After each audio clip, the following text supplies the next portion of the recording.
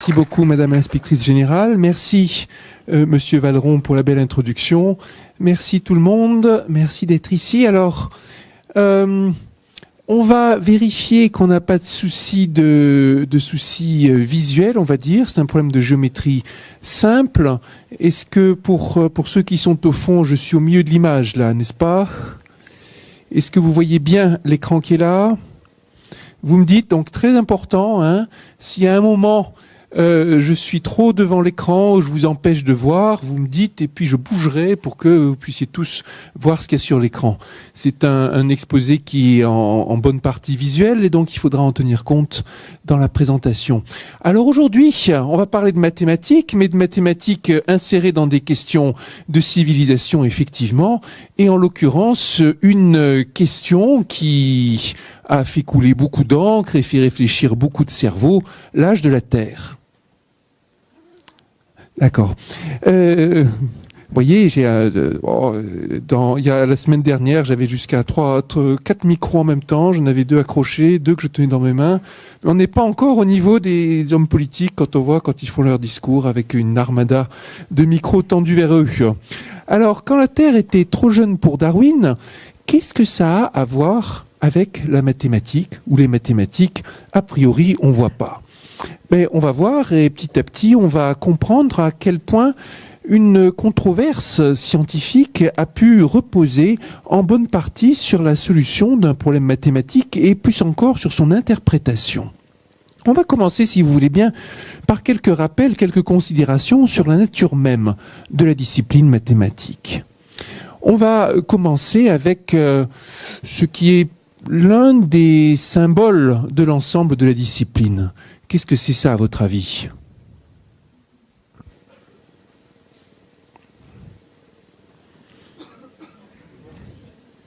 C'est écrit en quelle langue? Égyptien, non. Qui a dit égyptien? C'était bien essayé. Grec, ouais. C'est du grec. Ça peut dater de quelle époque?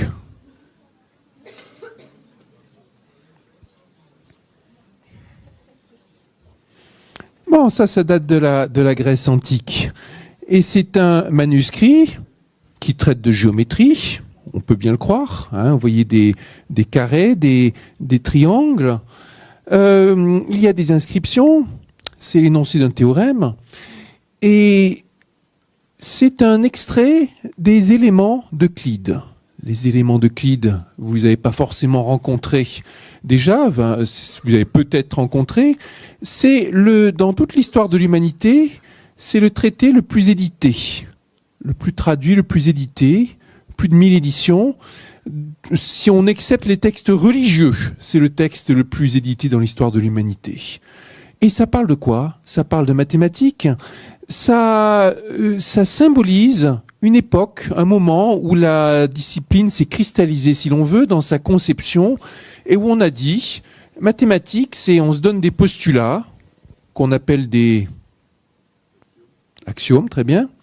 On se donne des postulats qu'on appelle des axiomes, et à partir de ces axiomes, on déduit logiquement des conséquences, uniquement avec le raisonnement de l'esprit humain.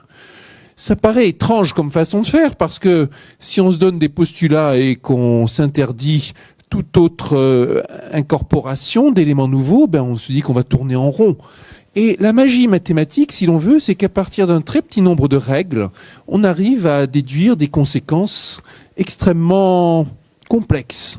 Une grande richesse de théorèmes, en géométrie en particulier. On va se retrouver à parler de nombreux éléments, de nombreuses figures, on va avoir des théorèmes subtils et des choses qui semblaient pas du tout être inscrites dans les axiomes de départ. Ici, une version traduite en latin des éléments d'Euclide. Dans les éléments d'Euclide ou dans n'importe quel texte de mathématiques, évidemment, on trouve des résultats des théorèmes. Théorème, un assemblage conceptuel réalisé à partir des axiomes qui vous amène à une conclusion. Et si on vous demande de citer un théorème, qu'est-ce qui vous vient en tête? Pythagore, ouais. Toujours, les gens, c'est ça qu'ils retiennent, théorème de Pythagore. Eh bien, ils ont raison, c'est un beau théorème. Alors, voici le théorème de Pythagore. Qu'est-ce qu'il dit? L'angle n'est pas tout à fait droit parce que la figure là se projette pas de manière exactement parallèle, mais c'est bien un triangle rectangle que vous voyez là. Et le théorème de Pythagore, il vous dit que quand vous avez un triangle rectangle, et donc il y a trois côtés, un grand et deux petits, et le carré du grand côté est égal à la somme des carrés des petits côtés. Il va dans les deux sens. Si vous avez un triangle rectangle, alors cette relation est vérifiée. Si cette relation est vérifiée, alors le triangle est rectangle. Il va dans les deux sens, et ce qu'il y a d'important, au-delà du théorème, c'est qu'il établit un pont entre les deux concepts fondamentaux sur lesquels on a bâti la géométrie, les distances et les angles. Il donne une relation entre des distances et des angles. Si l'un des angles est droit, alors on a une relation entre les différentes longueurs. Évidemment, chaque fois que vous avez à réaliser un ouvrage géométrique, que ce soit en architecture, ou que ce soit des dessins géométriques, que ce soit quand vous faites un dessin animé ou quoi que ce soit, il y a des distances, il y a des angles et ça joue un rôle fondamental. Et Pythagore, c'est un peu l'essence de ça, ça nous rappelle qu'il y a des relations entre ces objets qui sont simples. Également, ça fait un pont avec des questions qui sont liées au nombre. Vous voyez ici, chaque fois que j'ai trois entiers A, B et C, tels que A au carré plus B au carré égale C au carré, eh bien, je pourrais construire un triangle rectangle qui correspondra à ça. Par exemple, 3, 4, 5, puisque 3 au carré plus 4 au carré égale 5 au carré, sont trois entiers qui définissent un triangle rectangle. Encore de nos jours, certains maçons utilisent le théorème de Pythagore, parfois sans avoir aucune idée de la démonstration, le plus souvent même sans avoir aucune idée de la démonstration, pour vérifier qu'un angle est droit. Vous avez un mur, vous voulez vérifier que l'angle est droit, ben vous mesurez à partir de l'angle 4 d'un côté, 3 de l'autre, et vous vérifiez que la distance entre les deux points ainsi obtenus est égale à 5, et si oui, c'est que votre angle est bien droit. Si vous voulez tracer un terrain de football, par exemple, faire sur un grand espace plat un rectangle avec de beaux angles droits, plutôt que d'avoir une grande équerre qui pourra être difficile à manipuler, vous plantez une corde avec un piquet, vous mesurez 4 d'un côté, vous mesurez 5, vous mesurez 3, et puis vous tendez de manière à ce que le triangle soit fait de lignes bien droites, et vous avez un triangle rectangle, vous savez que votre angle est bien droit. Voilà le genre de problème pratique qu'on résolvait avec le théorème de Pythagore. Et de manière générale, la mathématique, ça a été développé pour résoudre des problèmes. Ça fait des millénaires que ça a été inventé et développé dans ce but. Alors, le théorème de Pythagore, comme beaucoup de résultats, on peut le présenter de différentes manières. Voici une façon équivalente de présenter le théorème de Pythagore. On pourrait l'appeler le théorème de l'enveloppe parce que ça dessine une enveloppe comme ça, le rectangle avec les deux diagonales. Et évidemment, comme dans ce rectangle avec les diagonales, on peut voir deux triangles rectangles collés l'un à l'autre, on peut appliquer 2 fois le théorème de Pythagore.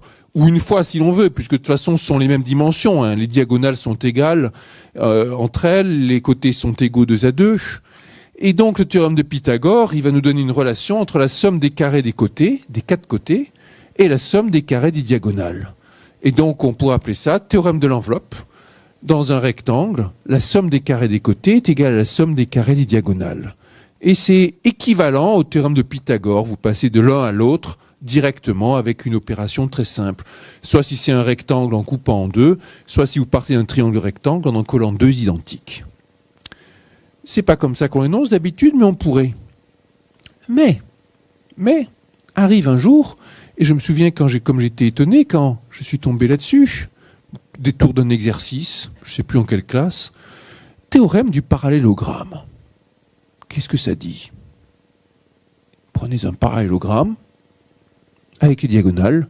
Alors, la somme des carrés des côtés est égale à la somme des carrés des diagonales. Et c'est même une façon de vérifier qu'un quadrilatère est un parallélogramme. Et quand vous voyez ça, vous vous dites, en tout cas, je me souviens comme j'étais surpris, vous vous dites, mais on m'a trompé, c'est pas possible. Il y a quelques instants, je vous parlais du théorème avec un rectangle, et maintenant on découvre que le même énoncé exactement est valable pour un parallélogramme. Et ce qui est important à retenir, au-delà du théorème du parallélogramme, qui pour le coup vous servira probablement jamais au cours de toute votre vie en tant que tel, c'est que à travers cet exercice, mine de rien, on a fait un exercice de généralisation. On avait quelque chose qui était vrai sur certaines hypothèses. Eh bien, on découvre qu'une hypothèse n'était pas nécessaire. On avait un énoncé qui parlait de rectangle. On découvre que finalement, on n'a pas besoin d'avoir des angles droits, il suffit d'avoir des côtés parallèles 2 à 2, donc de conserver une des caractéristiques du rectangle, et le résultat reste vrai. Ça, c'est la généralisation. On en trouve dans toutes les sciences, et c'est un problème important de savoir quelles sont les différentes hypothèses qui sont impliquées dans un résultat. En mathématiques, vous en trouvez sur des choses très simples comme celle-ci. Et ce qui est important, c'est que la mathématique, c'est la seule science dans laquelle vous pouvez vous familiariser aussi bien avec ce genre de figure d'esprit, parce que c'est la seule science dans laquelle vous maîtrisez tout. Si vous êtes épidémiologiste, comme M. Valeron, ben, vous devrez travailler sur telle ou telle maladie. Quand au début de vos études, on vous explique que les maladies sont causées par des virus ou des bactéries, mais vous n'avez jamais vu de virus ou de bactéries vous-même. Évidemment, vous croyez ce qu'on vous dit. Les médecins vous l'ont dit, on vous l'a expliqué en cours, mais vous les avez jamais vus, vous ne pouvez pas vérifier par vous-même. En mathématiques, vous pouvez tout vérifier par vous-même. Et c'est la seule discipline dans laquelle c'est possible. Et vous pouvez vous entraîner à faire la preuve, parfois à contredire ce qu'on vous dit. Quand j'étais élève, ça m'arrivait de contredire mon professeur. Plus tard, quand je suis devenu professeur, ça m'est arrivé de me faire contredire par mes élèves. Et si un élève montre une faute dans le raisonnement, le professeur est obligé de l'admettre. Et ben voilà, on va réparer le raisonnement, il faut que je réfléchisse, il faut que je consulte et tout ça. Donc la mathématique, c'est au-delà de l'utilisation, c'est quelque chose qui peut vous entraîner à développer votre esprit critique, à développer votre faculté logique, votre faculté de penser. Alors, continuons sur ces questions de généralisation. Reprenons les éléments d'Euclide. Même si vous ne lisez pas ou plus le latin, vous voyez qu'ici, il y a un carré, un pentagone, un hexagone, avec à chaque fois la propriété que ce sont des polygones réguliers. Les angles sont égaux, les côtés sont égaux. C'est assez facile de construire un carré, la règle au compas. Pentagone, c'est plus délicat. Il y a certaines de ces figures qui sont faciles à construire, d'autres qui ne sont pas faciles à construire. Un des résultats célèbres du mathématicien allemand Gauss, c'est qu'il est possible de construire à la règle au compas un polygone à 17 côtés, c'est pas du tout évident. Mais même si c'est difficile à construire, c'est assez facile en calculant, en faisant un petit raisonnement sur les angles, de se convaincre qu'ils existent, tous ces polygones réguliers, avec 3, 4, 5, 6, 7, 8, 9, 10, 11, 12 côtés, autant de côtés que vous voulez. Vous pouvez calculer l'angle qu'il faut imposer entre deux côtés consécutifs pour avoir un polygone à 1000 côtés. En pratique d'ailleurs, on ne le distinguera pas à l'œil nu d'un cercle, ou quasiment pas. Mais si on essayait de généraliser ça maintenant à des figures qui sont quelque part plus familières, ou en tout cas plus dans notre univers, des polyèdres, des figures en 3 dimensions. Prenons un polyèdre régulier et intéressons-nous au polyèdre régulier avec 9, 10, 11, 12, 13, 14, 15 faces. D'accord ? Bon. Eh bien, ça ne marche pas. Ça ne marche pas. Et on savait déjà, dans la Grèce antique, qu'il existe seulement 5 solides réguliers. 5 polyèdres réguliers, convexes si on veut être précis, avec seulement 4 côtés, 6 côtés, c'est le cube, 8 côtés, 12 côtés et 20 côtés. Pas un de plus. Et voyez, quand je vous disais, en mathématiques, on part de principes simples, on arrive à des conclusions surprenantes. Ici, c'est un énoncé qui fait seulement intervenir les notions d'angle et de longueur, et tout ce qu'on a demandé, c'est chercher un polyèdre avec des côtés égaux et des angles égaux, et on se retrouve avec une conclusion incroyable, il y en a seulement 5. Et pourquoi ces 5-là et pas d'autres ? C'est comme ça. Alors on peut faire les démonstrations, on les appelle des solides platoniciens, et on a l'impression qu'on a découvert quelque chose vraiment qu'on a fait une découverte qui peut-être repose sur la nature du monde ou quelque chose comme ça. Dans le temps, on a essayé de mettre en correspondance ces 5 solides qu'on concevait comme 5 formes parfaites avec les 5 planètes connues dans le système solaire, à l'époque où on ne connaissait que 5. À chercher à expliquer par exemple les orbites de ces planètes en fonction de ces formes géométriques. Ça paraît complètement naïf, mais après tout, ça semble être une loi magique de l'univers, ces 5 solides. Et pourquoi pas les mettre en relation avec les 5 planètes? Puis un jour, on a découvert une 6e planète, bien sûr, et il a fallu changer d'explication. De manière générale, quand j'étais au lycée, quand j'avais votre âge, la géométrie du triangle, c'était un sujet qui me passionnait. Alors, chacun son passe-temps. Cet ouvrage-là de Yvonne et René Sorté, c'était un de mes ouvrages de mathématiques préférés, la géométrie du triangle. Ça m'arrive de faire des sondages des fois quand je fais des conférences pour savoir s'il y a des gens dans la salle qui connaissent encore cet ouvrage. D'habitude, c'est très décevant et je ne fais plus le sondage. La géométrie du triangle, en tout cas, c'était un sujet qui me passionnait et je dois dire, c'est un sujet qui, en un sens, ne sert à rien. Géométrie du triangle, dans la vie de tous les jours, ça sert vraiment à rien.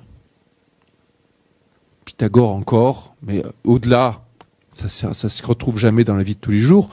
Et en tant que chercheur, en tant que scientifique, ça sert à rien non plus. C'est un domaine qui est dans lequel il n'y a plus de recherche. C'est un domaine qui est fermé.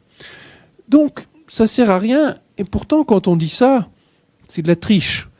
Dans le temps, c'est là-dedans que je me suis entraîné peut-être à faire des exercices, à faire des démonstrations. Plus tard, c'est devenu mon métier de faire des démonstrations. Quand vous avez, comme c'est le cas des fois quand vous êtes un chercheur professionnel, à mettre sur pied une démonstration de 100 pages, c'est bon de s'être exercé d'abord, quand vous êtes gamin, à mettre sur pied une démonstration de 10 lignes. Et puis réfléchir sur une démonstration, que ce soit sur les propriétés du triangle, ou sur les propriétés des gaz, ou sur les propriétés de la géométrie non euclidienne, comme j'ai pu le faire par la suite. Réfléchir sur des propriétés simples des triangles, ça entraîne. Ça développe l'imagination, ça développe la rigueur, ça développe la ténacité. Je me souviens d'avoir passé des journées à réfléchir à tel ou tel exercice de géométrie. Et ça me préparait bien. Donc finalement, je dis que ça servait à rien, mais peut-être ça a fait le plus important après tout. Ça m'a appris à faire une démonstration. En géométrie du triangle, pourquoi c'est intéressant? Qu'est-ce qui se passe? Il y a des miracles. Des fois, vous tracez 3 droites et vous trouvez qu'elles se rencontrent en un même point. Ou alors des fois, au contraire, vous tracez 1, 2, 3, voire 4 points, et vous trouvez que les 4 points sont alignés sur une même droite. Comme par magie. Et finalement, ce que vous apprenez en résolvant ces exercices, c'est que c'est pas de la magie, et vous démontrez, vous démystifiez. C'est pareil pour toute la démarche scientifique. Il y a des choses qui semblent miraculeuses, et on apprend que c'est pas de la magie, et que derrière, il y a des choses qu'on peut faire, il y a des choses qu'on peut comprendre. Comprendre, c'est le leitmotiv, le mantra, si je puis dire, du mathématicien. Et on peut aussi, une fois qu'on a compris, aller au-delà, développer, généraliser. Alors, je vais passer quelques minutes à vous parler d'un sujet qui justement va au-delà de la géométrie d'Euclide, de la géométrie euclidienne, de la géométrie plate. Un sujet dans lequel il y a de la recherche encore contemporaine. C'est la géométrie dans laquelle on ne travaille pas sur une surface plane, mais sur une surface qui est courbée, comme la surface de la Terre, ou dans un univers qui est tordu, un univers dans lequel le plus court chemin pour aller d'un point à un autre ne serait pas une ligne droite. Le plus court chemin pour aller d'ici à New York, évidemment, c'est pas une ligne droite. Si c'était vraiment une ligne droite, il faudrait passer à travers la Terre. Même quand vous le regardez sur une carte, ça va pas être une ligne droite. Les avions, on peut regarder les trajectoires des avions de nos jours sur Internet, ils font des trajectoires plutôt comme ça. Ils commencent par aller vers le nord pour redescendre vers le sud, par exemple, et ainsi de suite. Et ce sont les propriétés de cette géométrie, on appelle les propriétés de géométrie non euclidienne, sont encore source de recherche de nos jours. Mon cours à l'Université de Lyon porte sur ce genre de sujet en ce moment. Dans le monde de la géométrie riemannienne, au lieu d'avoir une unité de longueur fixée, l'unité de longueur, elle peut varier d'un point à un autre, et les plus courts chemins sont courbés, et on peut se demander, on peut se demander si ces géodésiques, elles vont se comporter comme des droites, les lignes de plus court chemin dans le plan. Et on a l'idée de comparer le comportement des géodésiques au comportement des droites pour se faire une idée pour comprendre la géométrie. Par exemple, la vitesse d'écartement. Quand vous prenez deux droites qui se coupent, la distance entre deux points qui sont situés sur des droites, si vous les suivez, ça augmente proportionnellement au temps que vous passez, au temps qui s'écoule. Et sur une géodésique, qu'est-ce qu'on peut dire ?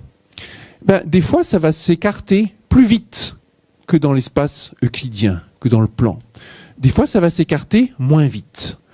Et dans un cas, on parlera de courbure négative, dans l'autre cas, on parlera de courbure positive. Et il y a toute une notion, toute une affaire, toute une théorie de cette courbure. Par exemple, dans l'espace hyperbolique qui est représenté ici, vous voyez, ici l'artiste a utilisé des poissons pour traduire le fait que les unités de longueur changent avec les points dans cette géométrie, de sorte que tous ces poissons mesurent en fait la même longueur.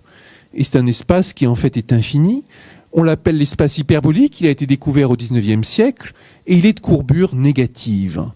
Quand on prend deux courbes géodésiques dans cet espace, elles s'écartent plus vite que ne le feraient des droites, et les triangles dans cette géométrie sont plus maigres que les triangles de la géométrie habituelle. La somme des angles, par exemple, est toujours inférieure à 180 degrés. Au contraire, dans la géométrie à courbure positive, comme peut l'être la géométrie sur un ballon ou à la surface de la Terre, la somme des angles est toujours plus grande que 180 degrés. Vous voyez ici ce triangle que vous pouvez tracer sur une balle de ping-pong. Quelle somme des angles ?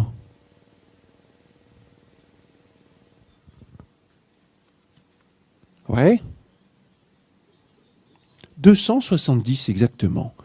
3 angles droits, 3 fois 90 degrés, ça fait 270 degrés. Alors vous pourrez réfléchir, on peut faire encore plus grand, même beaucoup plus que ça. Beaucoup plus que ça. On peut avoir des triangles en cette géométrie dont la somme des angles dépasse les 360 degrés. Et on ne peut jamais avoir de triangle dont la somme des angles est plus petite que 180 degrés. Et c'est lié à cette notion de courbure. Dans le monde qui nous entoure, il y a de la courbure positive, de la courbure négative. La surface de notre, si je regarde par exemple, la base du nez ici, c'est un point de courbure négative, le front c'est un point de courbure positive, et ainsi de suite. Et vous voyez comment on pouvait, avec ces concepts, explorer des choses qui nous entourent. Si vous passez à Dublin, le contraste est un peu... ok. Si vous passez à Dublin, passez dans ce musée de la science qui s'appelle le musée du corail hyperbolique, Hyperbolic Coral Reef Museum. Et vous y verrez des choses comme ça. Ça, c'est du tricot qui reproduit un peu des formes de corail. Pourquoi je vous parle de ça ? Parce que ce tricot, il a été conçu selon une règle simple, courbure négative constante. Et voyez comme ça reproduit des formes qui ont l'air organiques finalement. Et voyez comment, à partir de règles mathématiques, on peut avoir des choses artistiques quelque part. C'est aussi la courbure négative constante, le principe de base de cette sculpture qui était exposée à la Fondation Cartier pour l'art contemporain, boulevard Raspail, il y a quelques années dans une exposition qui s'appelait Mathématiques, un dépaysement soudain. Si on traçait un triangle ici, il serait maigre comme le triangle que je vous ai montré tout à l'heure sur l'espace hyperbolique. La somme des angles serait plus petite que 180 degrés. Mais là, ce qui intéressait l'artiste, c'était surtout le mouvement élancé de la sculpture vers le haut. Et puis, si vous regardez cette autre sculpture, cette fois de type digital, informatique, des artistes Palais et Bénard, vous verrez que c'est comme si on avait accroché entre elles, collé, soudé, une multitude de petites selles de cheval. Vous voyez, ça ressemble à une selle de cheval. Devant et derrière, ça remonte pour vous retenir, et sur les côtés, ça laisse passer les jambes. Selle de cheval, typique figure de courbure négative. Et cette figure-là, cette espèce de toupie, elle est aussi de courbure négative constante, à l'exception des lignes de crête qui servent au recollement. Alors, voyez, on dit, c'est ce que Poincaré a dit, que la mathématique, c'est l'art de donner le même nom à des choses différentes. Ici, je vous ai montré 3 exemples très différents de figures géométriques qui visuellement donnent une impression variée et qui sont toutes les 3 obtenues à partir de la règle simple, courbure négative constante. Pour un géomètre, ce sont 3 figures qui sont fortement apparentées, qui relèvent de la même famille. Et on pourra prouver des théorèmes dans un cas qui s'appliqueront dans les autres cas.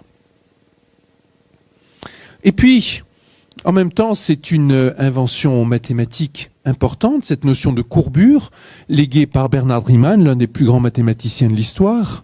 Elle a été reprise par d'autres mathématiciens, bien sûr, dans les années 1900-1905, Ricci-Curbastro en Italie, par exemple, l'a développée pour en faire ce qu'on a appelé la courbure de Ricci. Du monde des mathématiciens, elle est passée un jour au monde des physiciens, quand Albert Einstein a découvert que cette notion de courbure, c'était la notion fondamentale qui lui permettrait de bâtir sa théorie de la relativité générale, il y a 99 ans maintenant. Vous notez le R au tableau, R comme Riemann. Et puis un jour, c'est arrivé dans notre quotidien, le jour où on a voulu utiliser le repérage dans l'espace par satellite pour utiliser le système de GPS qui permet de conduire nos voitures maintenant.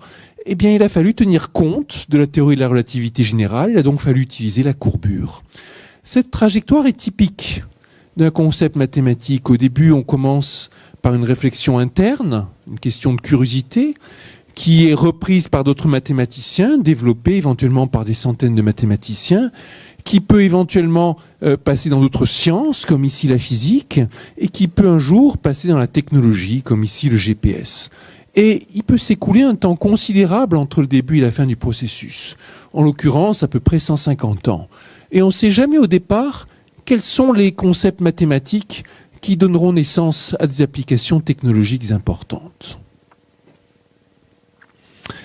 Voici quelque chose... Ah, comment ça s'appelle ça? Un carré magique, très bien. Voici quelque chose qui reflète aussi l'idée qu'il y a quelque chose de magiquement puissant derrière le formalisme mathématique. Dans l'exemple précédent, je commentais le fait qu'en partant de réflexions mathématiques, on arrive à des inventions technologiques. Ici, on utilise des techniques mathématiques juste pour créer quelque chose qui surprend, quelque chose qui fait rêver. Dans ce carré magique, si on fait la somme de tous les chiffres dans une même ligne, on obtient un total qui est le même ligne par ligne. Et c'est le même colonne par colonne, et c'est aussi le même pour les 2 diagonales. On appelle ça un carré magique, mais il a été fabriqué selon des règles mathématiques simples. La plupart des tours de magie, comme on dit, basés sur les cartes en particulier, relèvent de règles mathématiques simples. Et d'ailleurs, l'un des plus célèbres probabilistes, chercheur en probabilité de notre époque, est un ancien magicien, célèbre magicien qui s'est reconverti le jour où il a voulu comprendre quelles étaient les astuces mathématiques qui se cachaient derrière ces tours de cartes incroyables. Carré magique, quand j'étais tout gamin, j'avais appris à en faire. Certains d'entre vous, à coup sûr, connaissent la façon de les faire. Pour les carrés magiques d'ordre impair, ça se fait à vue. Un enfant de 10 ans peut apprendre à les remplir aussi vite qu'il peut écrire. Et ça donne un sentiment, quelque chose d'assez, je dirais, un certain plaisir, même si on n'a rien fait d'original, même si on est content de suivre la recette. Construire ce carré magique, on se dit qu'il y a quelque chose d'assez étonnant là-dedans. Je fais ça des fois à des élèves d'école primaire quand je leur fais des exposés. Je leur montre comment construire des carrés magiques. Et ils voient, et puis je leur dis, un jour peut-être vous comprendrez les règles mathématiques qui sont derrière ça. Pour le coup, c'est évolué. Il faut connaître un peu d'arithmétique pour comprendre quel est le principe qui a abouti à la règle. Les carrés magiques, là aussi, ça traduit cette idée qu'il y a quelque chose d'un peu magique derrière le pouvoir mathématique. Et puis, si on cherche à généraliser en se disant qu'on peut aussi le faire selon d'autres géométries que le carré, là on se retrouve avec des surprises comme ceci. Vous avez en face de vous le seul hexagone magique qui existe. Des carrés magiques, on peut en faire de toutes les tailles, sauf 2 x 2. Vous pouvez faire des carrés magiques 3 x 3, 4 x 4, 5 x 5, 17 x 17 si vous voulez. Les carrés d'ordre impair sont faciles à faire, les carrés d'ordre pair sont plus difficiles à réaliser. Mais si vous passez à des hexagones, il n'y en a qu'un. C'est lui. Alors, 3 plus 17, ça fait 20. 20 plus 18, 38. 18 et 11, ça fait 29. 29 et 9, 38. 9 et 6, 15. Et 5, 20. Et 2, 22. Et 16, 38. Et ainsi de suite. Quelle que soit la ligne que vous prenez là-dedans, ça fait 38 à la fin. Alors, il a été découvert plusieurs fois dans l'histoire. Et à chaque fois, les mathématiciens qui l'ont découvert se sont dit qu'ils avaient mis le doigt sur quelque chose d'extraordinaire. Là encore, on a la sensation, en tout cas, ils ont eu la sensation qu'il devait y avoir la révélation d'un ordre cosmique derrière, quelque chose d'un message important. Ça paraissait naïf, mais c'est toujours le même principe. Un dernier exemple pour illustrer le pouvoir mathématique et quelque chose qui va être important pour l'exposé qui va suivre. On va se mener petit à petit, arriver petit à petit à parler de choses liées à la Terre ou des planètes. Parlons d'ordre de grandeur. Quelque chose d'important en mathématiques, c'est que ça se moque des ordres de grandeur qui soient accessibles ou pas à l'intuition. Nous, on vit à une certaine échelle. Quand c'est très très petit ou très très grand, on est désemparé. C'est pas dans notre échelle, ça sort de notre intuition. La Terre, c'est quelque chose de monstrueusement grand. Mais on arrive à se faire une certaine idée de la taille de la Terre. On arrive à voyager autour de la Terre en quelques jours.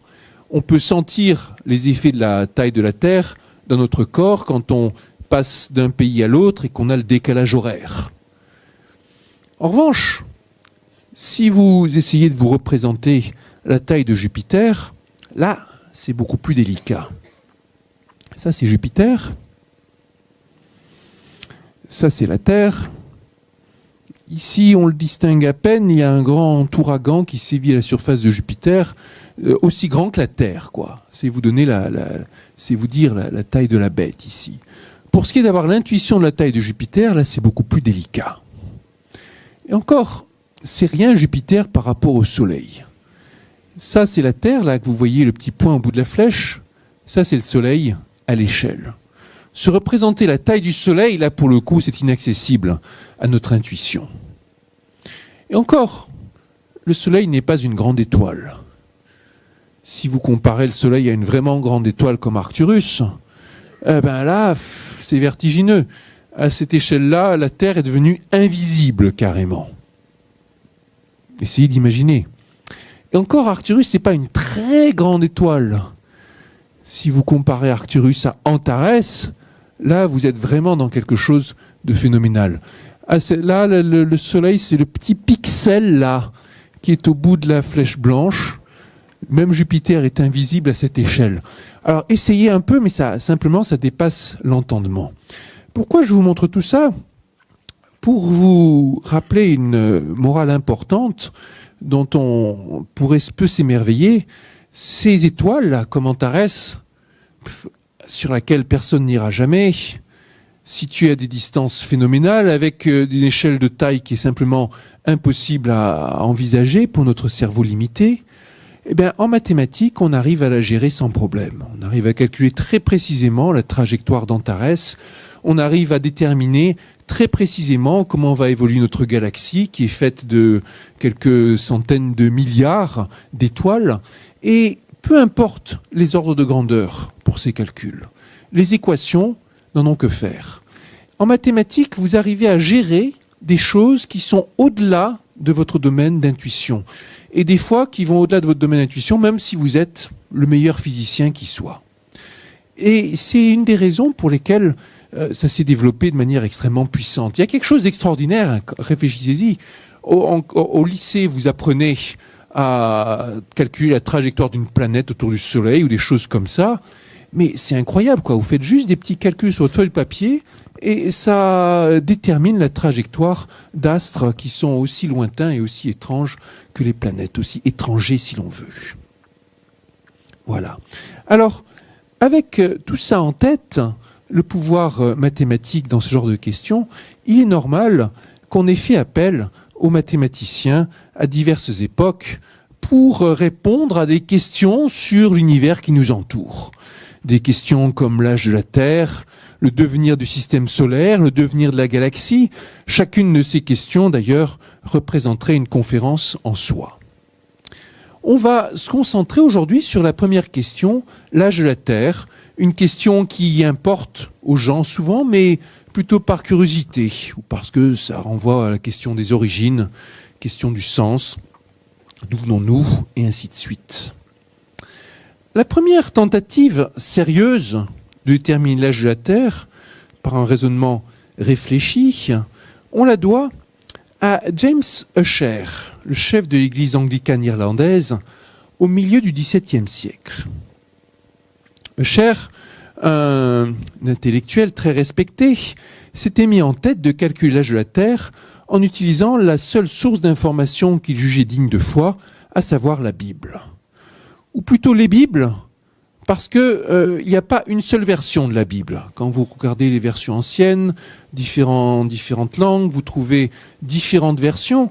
Et donc, il a fait un gros travail de comparaison, on pourrait dire de comparaison, de mise en perspective des différentes versions. Il est arrivé à établir une chronologie qui, dans certains cas, fait toujours foi, et qu'il faisait aller jusqu'à l'origine du monde, donc la création. Ussher en déduit ainsi que la Terre a été créée en 4004 avant Jésus-Christ. Ouais, j'ai entendu quelques petits rires. Si on veut être un peu cruel, on pourrait dire que le premier chiffre est bon, le 4, mais qu'après, c'est pas le bon nombre de zéros. L'âge de la Terre, combien à peu près ? Plus fort ? Ouais, 4 milliards et quelques. Mais évidemment, ça serait pas juste de se moquer comme ça. Ussher, il a fait du mieux qu'il pouvait avec les règles qui s'étaient fixées. Et la règle, c'était chercher la solution dans un texte sacré. Là, on est au milieu du XVIIe siècle. Presque au même moment, Isaac Newton découvre la loi de la gravitation universelle, à peu près 1665. Il le publie seulement 20 ans plus tard. Et c'est une révolution scientifique, c'est emblématique de toute la science. Il montre comment on peut mettre en équation le système solaire, mettre en équation les planètes dans le système solaire. Il obtient ainsi les équations différentielles et l'idée même qu'avec des équations qui portent sur des variations, des équations différentielles comme on dit, on va pouvoir prédire le cours des phénomènes physiques. C'était une idée révolutionnaire. Il partage cette gloire avec Leibniz. Voici l'ouvrage qu'il a publié donc dans les années 1680. Vous notez que tous les mots sont importants et révélateurs. Philosophie, naturel, principe, mathématiques. Ça parle de mathématiques et de principes. Il s'agit d'aller chercher les lois fondamentales qui régissent les choses. On parle de la nature. Et en même temps, c'est de la philosophie au sens où il s'agit de comprendre l'univers. Et dans cet ouvrage, Newton développe une vision très différente, l'idée qu'on va découvrir des choses en les mettant en équation. On avance dans le temps maintenant, après Ussher, et on arrive à Buffon. Buffon était l'administrateur du Jardin des Plantes. Il a aussi été l'auteur d'un ouvrage d'histoire naturelle qui a été un très grand succès, au-delà des scientifiques aussi. Avec Buffon, on est dans une démarche radicalement différente de celle d'Ussher. Comme on le voit ici, son texte, c'est par des expériences fines, raisonnées et suivies que l'on force la nature à découvrir son secret. Toutes les autres méthodes n'ont jamais réussi. Vous voyez ici l'idée qu'on ne va pas chercher la réponse dans un texte, on va interroger directement la nature, faire des expériences pour obtenir des conclusions. Alors, entre parenthèses, Buffon a laissé son nom à une célèbre expérience mathématique, dite l'aiguille de Buffon. Vous prenez un parquet avec des lames, donc des rainures, et vous lâchez une aiguille sur le parquet. Vous la lâchez beaucoup de fois, mettons des milliers de fois, voire des millions de fois, et puis vous vous demandez quelle est la proportion de fois que l'aiguille va rencontrer une rainure. Vous pouvez faire l'expérience chez vous si vous avez un parquet et des aiguilles. Il faut que l'aiguille ait la même dimension que l'écartement entre les lames de parquet. Sinon, il faut changer un peu la conclusion. Conclusion, 2 sur pi. En gros, 2/3 des fois, l'aiguille rencontrera une rainure. Ça marche pas bien si vous lancez l'aiguille toujours pareil, et ça marchera bien si vous lancez l'aiguille vraiment n'importe comment. Vous la lancez en l'air, en bas, vous la faites tournoyer, etc. Et vous pouvez faire les statistiques. Plus vous faites l'expérience au hasard, et meilleur sera le résultat à la fin. C'est un exemple qui montre comment des lois statistiques implacables peuvent venir s'inviter dans un phénomène qui semblait régi par le hasard. Notez que pi apparaît dans ce problème de probabilité qui traduit la nature géométrique du problème avec des lignes qui se croisent, et on est là dans une sorte de croisement entre la géométrie euclidienne et les statistiques. Alors revenons à Buffon et l'histoire de la Terre. Bon, alors Buffon en 1779 publie un ouvrage qui s'appelle Les époques de la nature, où, à la suite de Newton, Leibniz et Descartes, il parie sur un cœur en fusion et une Terre sphérique, refroidissant depuis sa création. Alors, pourquoi diantre tous ces braves gens avaient en tête que le cœur de la Terre était en fusion? Qu'est-ce que vous en pensez? Pardon? L'enfer, c'est une bonne idée. Quoi d'autre? Les volcans, très bonne idée. Volcan, vous avez quelque chose qui remonte du sous-sol et puis c'est en fusion. Est-ce qu'il y avait d'autres indices?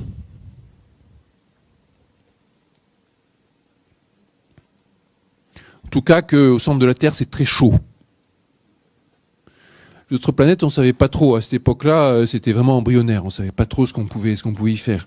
Il est vrai qu'il y a un volcanisme très intense sur certaines planètes. Il est vrai qu'il y a les questions de refroidissement sont importantes dans les théories modernes de création des planètes, mais à l'époque, on n'en était pas là. Les températures? Dans les mines, très bien. Et très bien. Même si on ne peut pas aller au centre de la Terre, on peut descendre. De la même façon qu'on peut monter en montagne et on voit que l'air refroidit, au fur et à mesure qu'on monte, quand on descend dans une mine, ça se réchauffe au fur et à mesure. Au sein d'une mine, il peut faire une température étouffante. On le voit dans certains romans qui se passent dans des romans de Zola, par exemple, qui se passent dans les mines. Mais on a pu le voir un peu partout dans le globe terrestre. Chaque fois qu'on a creusé profond et qu'on est descendu, on a vu que la température augmentait. Et la façon dont la température augmente, disons l'ordre de grandeur, c'est à peu près le même, un peu partout sur Terre. D'où l'idée que finalement la Terre, c'est très chaud au centre, plus froid à l'extérieur, et que c'est un peu comme un beignet que vous sortez du four, qui a eu le temps de refroidir superficiellement. La croûte est froide, vous croquez dedans, vous vous brûlez parce que l'intérieur est resté chaud. L'intérieur reste chaud plus longtemps que l'extérieur. Et donc la Terre, ça serait comme ça. Ça a commencé en fusion, et puis ça s'est refroidi. Il y a eu une solidification à l'extérieur, une croûte, et puis le reste est resté quand même extrêmement chaud. C'est l'idée que développe Buffon. Alors Buffon va appliquer sa méthode, mais comment faire des expériences sur la Terre? C'est pas commode, c'est grand. Il se dit, on va extrapoler. On va prendre un petit boule de fer, il la laisser refroidir, une grosse boule de fer, la porter à blanc, la faire refroidir, et ainsi de suite. Et on va extrapoler ensuite, chercher une loi mathématique qui régit le temps de refroidissement de ces différents corps, et l'extrapoler pour avoir le temps de refroidissement de la Terre entière. Bon, c'était pas mal comme démarche, mais assez imprécis quand même. Pour extrapoler, souvent, il faut avoir une grande force de conviction. Qui dit que les lois qui régissent la Terre entière sont les mêmes que celles qui régissent une petite boule? Peut-être qu'il y a des phénomènes qui marchent pas bien. Et au suite de longs calculs et d'expériences, Buffon obtient un âge de la Terre d'environ 75 000 ans. On est un peu déçus. Mais bon, on se dit que c'est déjà... on a gagné 1-0 par rapport à l'estimation de Cher. Lisons Buffon dans le texte. En supposant, comme tous les phénomènes paraissent l'indiquer, que la Terre ait été autrefois dans un état de liquéfaction causé par le feu, il est démontré par nos expériences que si le globe était composé entièrement de fer ou de matière ferrugineuse, il ne se serait consolidé jusqu'au centre qu'en 4026 ans, refroidi jusqu'au point de pouvoir le toucher sans se brûler qu'en 46 991 ans, refroidi au point de la température actuelle qu'en 100 696 ans. Qu'est-ce que vous en pensez? Moi, je crois que si vous mettez des chiffres comme ça, dans un devoir de physique, en réponse à une question, on vous comptera faux, même si ce que vous avez recopié, c'est bien ce qui est sorti de votre calculatrice. Pourquoi? Plus fort? C'est trop précis. Trop de chiffres significatifs, et c'est une faute dans un devoir dans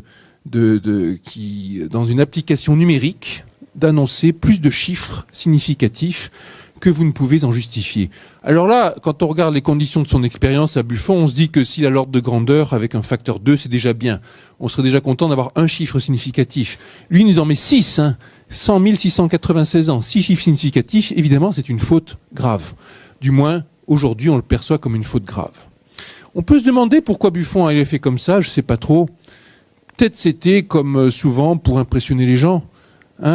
Souvent, on annonce plus de précision qu'on a pour faire croire qu'on a une théorie précise. Alors qu'en fait, souvent dans les statistiques, quand vous voyez des gens dans des débats qui se balancent des statistiques précises à la tête, ça fait partie de ça. Alors, en privé, Buffon penche pour plusieurs millions d'années sur des raisonnements géologiques. Mais ça, il ne l'écrit pas. Pourquoi? Église. Déjà 75 000 ans, ça pose problème. Il est obligé de dire, de faire le genre de périphrase habituelle. Je sais bien que la Terre a été créée en 4004 avant Jésus-Christ, mais jouons à un jeu, regardons un peu quel âge de la Terre on pourrait calculer si c'était soumis aux mêmes lois qu'une boule de fer et tout ça, en faisant semblant que c'est un jeu.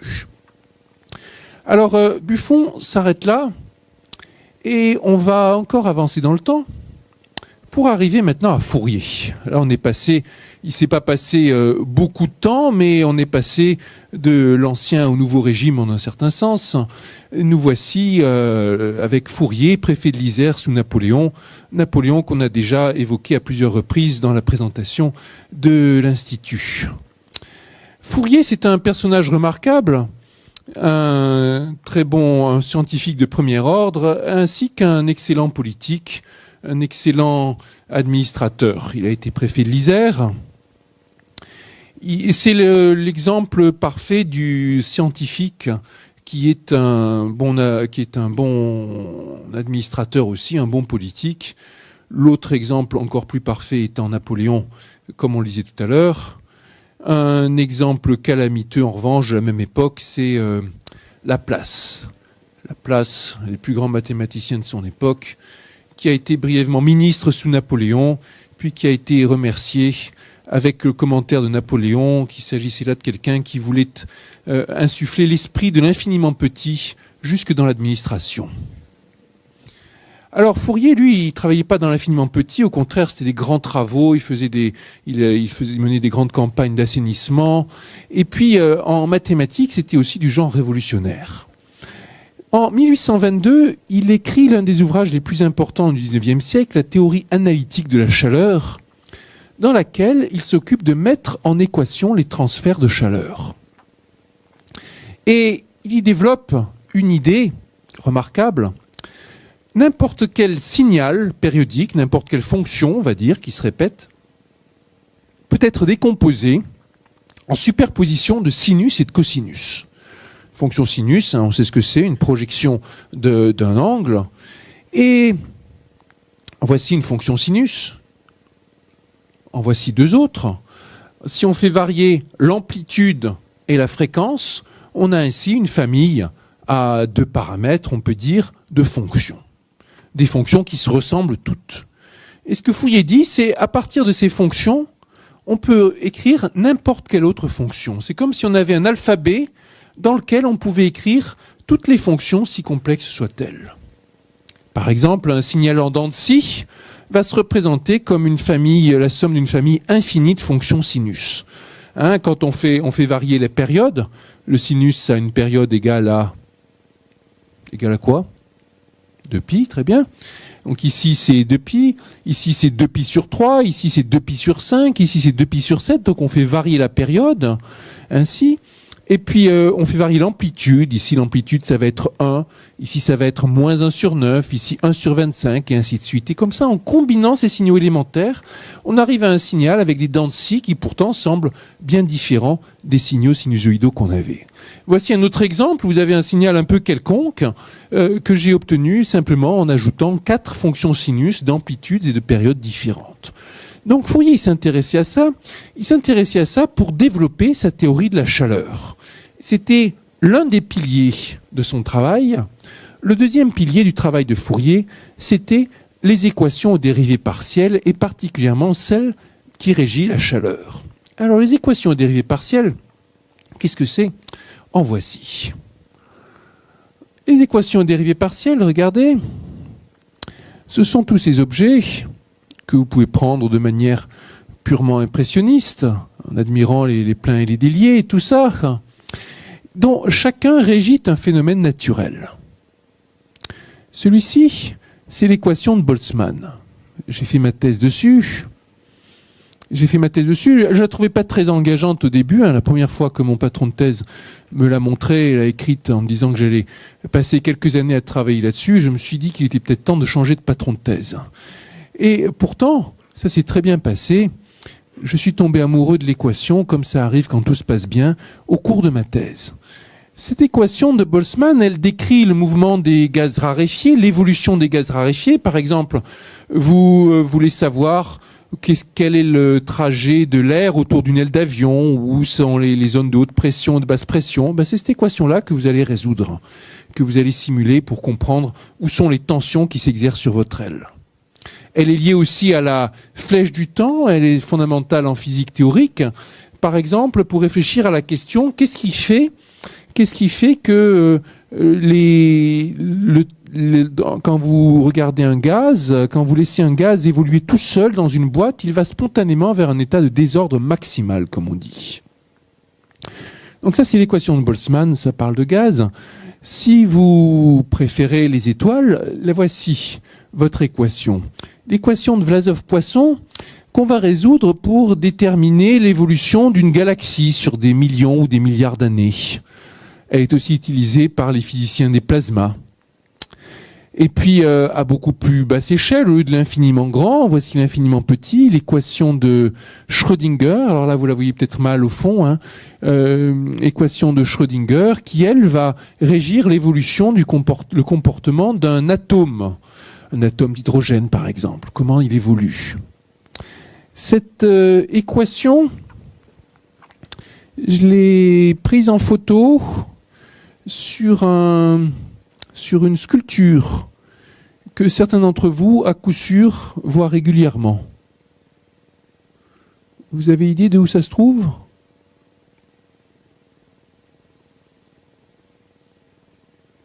Station de métro Châtelet-Les Halles, une grande sculpture sur l'énergie. Si vous vous approchez, vous verrez que ici il y a l'équation de Schrödinger. Et ici, il y a le principe d'incertitude de Heisenberg. Et tous les jours, des centaines de milliers de personnes passent devant sans les remarquer. Un peu comme une métaphore que tous les jours, autour de nous, les phénomènes sont régis par des équations dérivées partielles dont nous n'avons pas connaissance. Cette équation de Schrödinger, donc, c'est elle qui régit le comportement de chacun des milliards d'atomes qui nous constituent. C'est vertigineux. Alors, si on veut revenir à des choses plus classiques, plus terre-à-terre, plus familières, on va parler de fluides. Et voici les deux équations les plus célèbres dans la mécanique des fluides. Ici, l'équation d'Euler, qui date du milieu du XVIIIe siècle. La première tentative de mettre en équation le mouvement de l'eau dans une rivière, par exemple.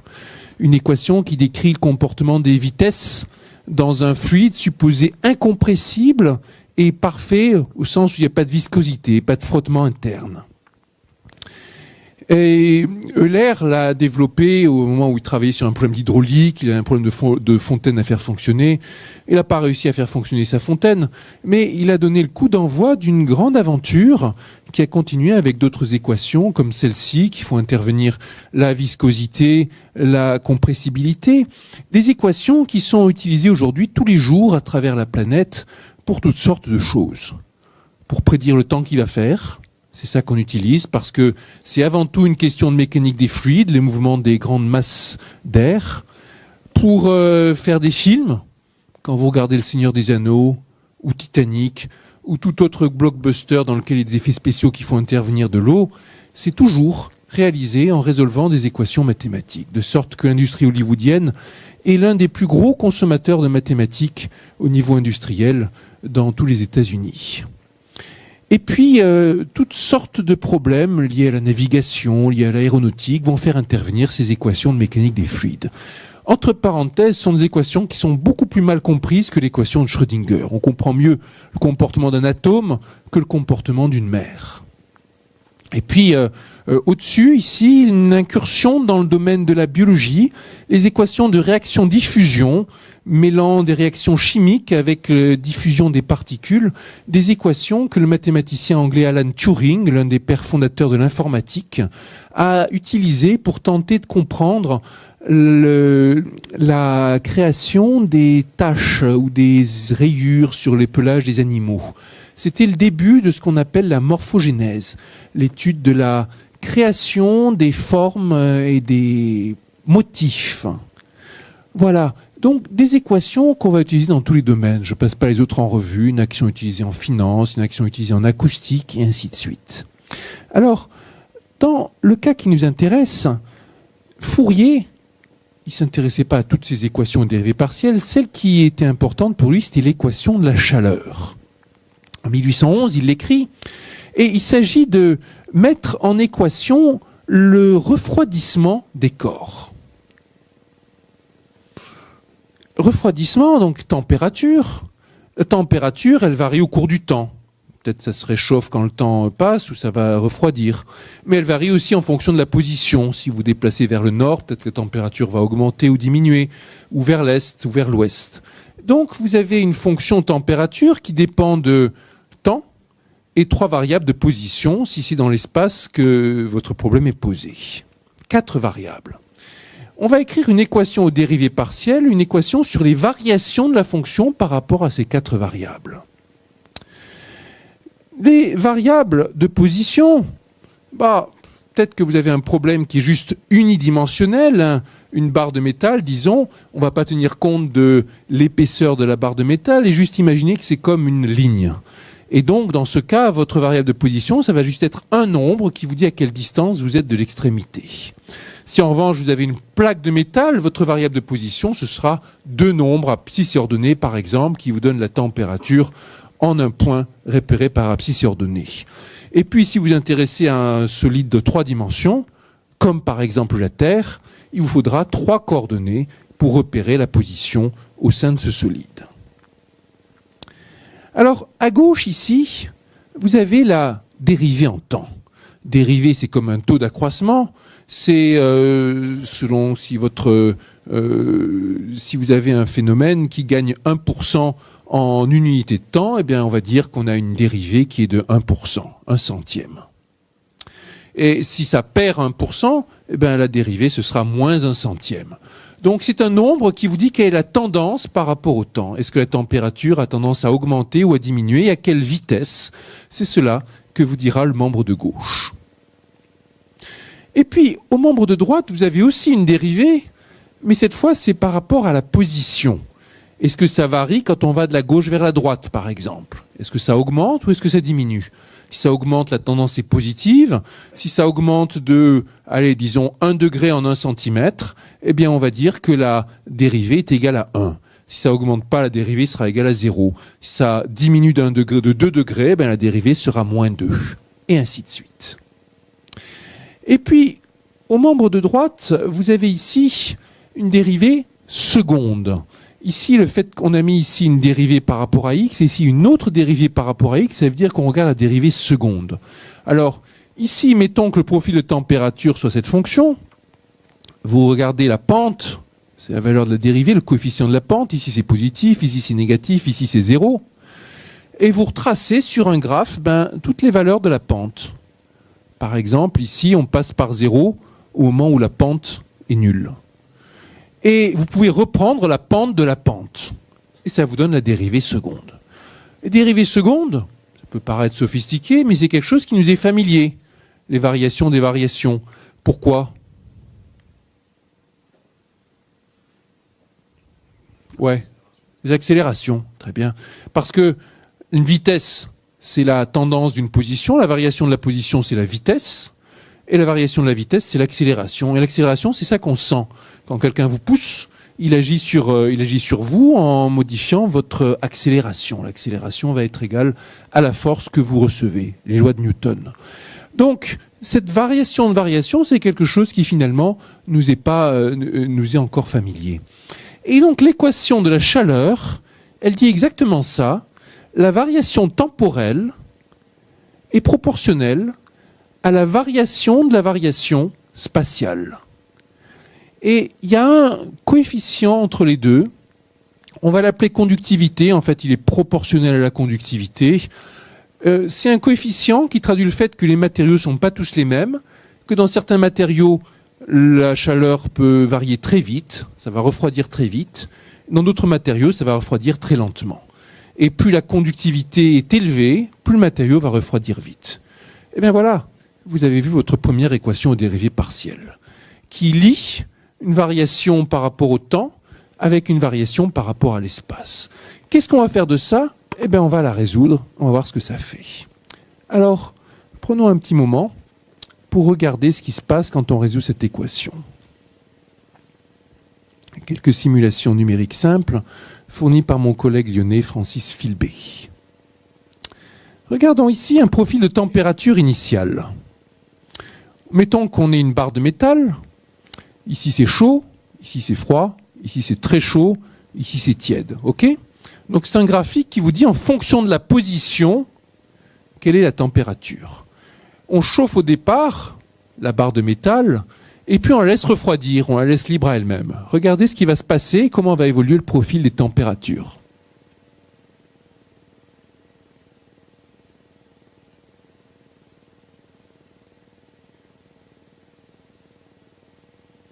Ok ? Qu'est-ce qu'on a vu ? Qu'est-ce que vous avez remarqué ? Ouais ? Plus vite, plus fort ? La courbe a tendance à se lisser, exactement. Au début, il y a des pointes. Et juste après, ça s'érode.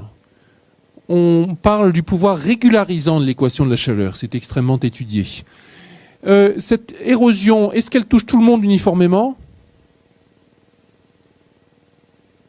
Qu'est-ce qui est touché le plus vite ?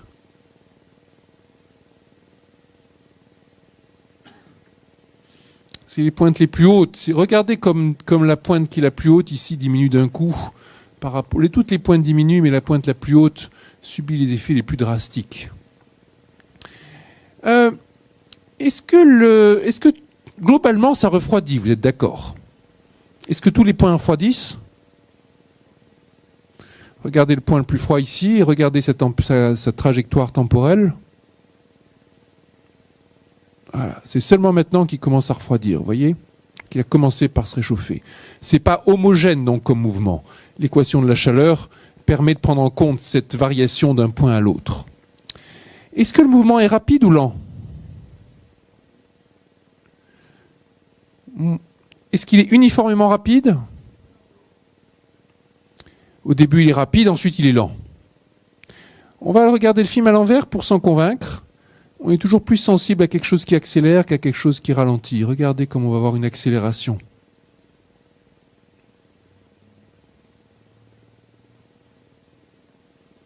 Ce sont tous ces genres de choses qu'on peut étudier quand on fait des équations dérivées partielles. À quelle vitesse ça évolue ? Comment est-ce que la régularité est influencée ? Est-ce que quelque chose c'est rugueux ou est-ce que c'est lisse ? Quel est le mouvement d'ensemble des points ? Voilà tout ce qu'on peut faire. C'est le début de tout plein d'investigations. Et vous trouvez des gens comme moi, spécialistes d'équations dérivées partielles. De cette équation, de beaucoup d'autres, sont tellement vastes que souvent les gens sont spécialistes d'une partie seulement de ces équations dérivées partielles. Alors, regardons un autre exemple, où maintenant on va prendre un disque de métal. Un disque de métal, et regardez, on va le chauffer au départ. En hauteur, là, on met la température. Ici, ça veut dire que c'est chaud. Et puis on va le laisser refroidir. Au début, il est uniformément chauffé. Bien sûr, qu'est-ce qu'on a en tête, en fait, plutôt qu'un disque? Hein? Qu'est-ce qu'on voudrait faire pour répondre à la question? Une sphère, une boule, comme la Terre. Mais on ne pourrait pas faire de diagramme si c'était déjà trois-dimensionnel l'espace sur lequel on travaille. Donc à la place, on va se mettre en deux dimensions, mais imaginez que ça, c'est un peu comme si je regardais les températures de la Terre comme une boule qui refroidit. Regardez comment ça fait.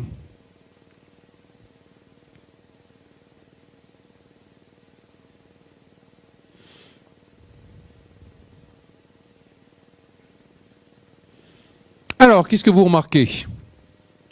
D'abord, qu'est-ce qui refroidit le plus vite? Le bord.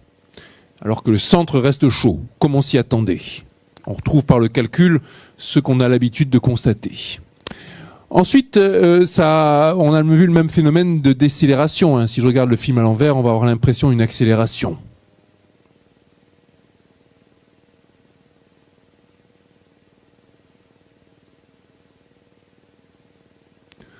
On a aussi vu le même phénomène d'érosion, n'est-ce pas? Au début, on avait une falaise parfaitement abrupte et juste après, on a une pente qui est lisse. Alors, c'est ça le raisonnement que fait Fourier. Même s'il n'a pas d'ordinateur, il comprend qualitativement comment va être la courbe et il comprend qu'il peut faire des calculs là-dessus. Ce qui l'intéresse tout particulièrement, c'est ça là, la pente. Pourquoi? Parce que comment mesurer la température au centre de la Terre? N'y comptez pas. Mesurer la température à la surface de la Terre, ça on connaît, mais ça ne va pas nous donner beaucoup d'informations. En revanche, on peut mesurer la pente à la surface de la Terre. On descend dans une mine, on regarde quelle est la vitesse d'augmentation de la chaleur, et ça va nous donner accès à cette pente qui est là.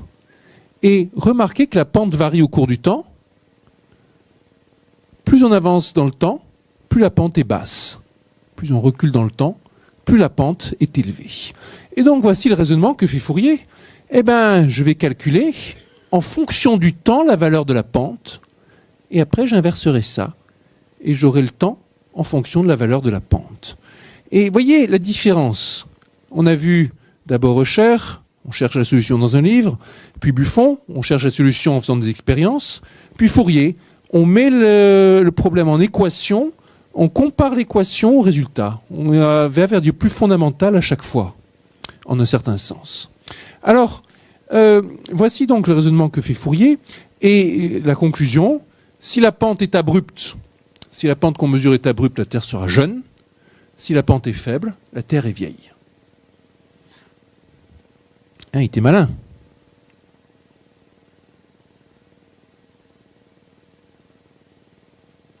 Alors en avant. Fourier n'a pas d'ordinateur, je vous le disais. Mais parfois on peut résoudre l'équation de la chaleur exactement en supposant que la courbure de la Terre est négligeable. Alors vous dire c'est un peu dur à avaler ça, la Terre n'est pas plate. Mais pour ce problème, ça change quasiment rien. En supposant que la courbure de la Terre est négligeable, qu'il n'y a pas de source de chaleur à l'intérieur, ben oui, sinon ça mettrait tout le raisonnement par terre, que la Terre est une boule solide uniforme, que la température est uniforme au départ, que la température est uniforme à la surface, alors on voit que la température dépend seulement de deux paramètres, le temps et la profondeur. On va mettre le tout en équation et on peut calculer le taux d'augmentation de la température à la surface. Voici la façon dont on le met en symbole, disons, ce problème mathématique, et voici le résultat final. Gamma, le gradient de température, comme on dit, la vitesse d'augmentation de la température à la surface, est égal au quotient de T0 moins TE, température initiale moins température extérieure, par racine carrée de pi fois C fois T. C'est le coefficient qu'il y avait tout à l'heure, conductivité thermique ou quelque chose dans ce genre, en tout cas une propriété du matériau. T, c'est le temps qui s'est écoulé. Pi, c'est 3,14. Voilà. À partir de là, comme on peut mesurer tout sauf le temps, eh bien le temps, ça va se déduire des autres paramètres. Temps égale 1 sur pi fois c multiplié par le carré de T0 moins TE sur gamma. Et Fourier arrive à cette belle formule en 1820. Et qu'est-ce qu'il en conclut? On voit donc, avec cette formule, on verrait donc que la Terre a été conçue il y a un grand nombre de siècles. Paf, il s'arrête là. Alors, on se demande pourquoi il ne fait pas l'application numérique. Peut-être qu'il n'avait pas confiance dans les valeurs numériques qu'il avait à disposition. Peut-être aussi, ce qui serait très malin de sa part, il s'est dit, moi je ne suis pas totalement convaincu que ma méthode s'applique bien. Si je mets un chiffre maintenant, les gens vont retenir seulement le chiffre. Tandis que si je ne mets pas de chiffre, les gens vont retenir que c'est moi qui ai fait la méthode. La méthode, elle est maligne. Et au moins, on me souviendra pour ça. On se souviendra de moi pour ça. Si c'est le raisonnement qu'il a tenu, il a mis dans le mille. Parce que il y avait une chose trappe considérable dans le raisonnement. On va le voir tout à l'heure. En tout cas, il ne fait pas l'application numérique. Et il faut attendre longtemps avant qu'on la fasse. Voici l'homme qui va reprendre le flambeau de Fourier. William Thomson, anobli en Lord Kelvin, un physicien et lord anglais, né en Irlande, mort en Écosse, de sorte qu'on peut dire aussi bien qu'il est un grand physicien irlandais ou écossais ou anglais. Après la mort de Maxwell, Kelvin devient le physicien le plus en vue de son époque, avec beaucoup d'accomplissements extraordinaires. On lui doit un théorème de Kelvin en mécanique des fluides, une transformée de Kelvin qui joue un rôle important dans certaines équations de la physique mathématique. On lui doit le mot énergie cinétique, c'est lui qui l'a introduit. On lui doit l'étude de certaines instabilités qu'on retrouve par exemple dans la forme de certains nuages. On lui doit la première étude sérieuse des échanges d'énergie et de température, la thermodynamique. En son honneur, on a nommé l'unité de température qui sert aux scientifiques le Kelvin. Et on dit parfois que c'est le plus grand hommage qu'on puisse faire à un scientifique que de le transformer en nom commun. On lui doit aussi l'effet Joule-Thomson, qui est à la base, c'est le principe des frigos. Donc vraiment des choses fondamentales, des choses assez révolutionnaires.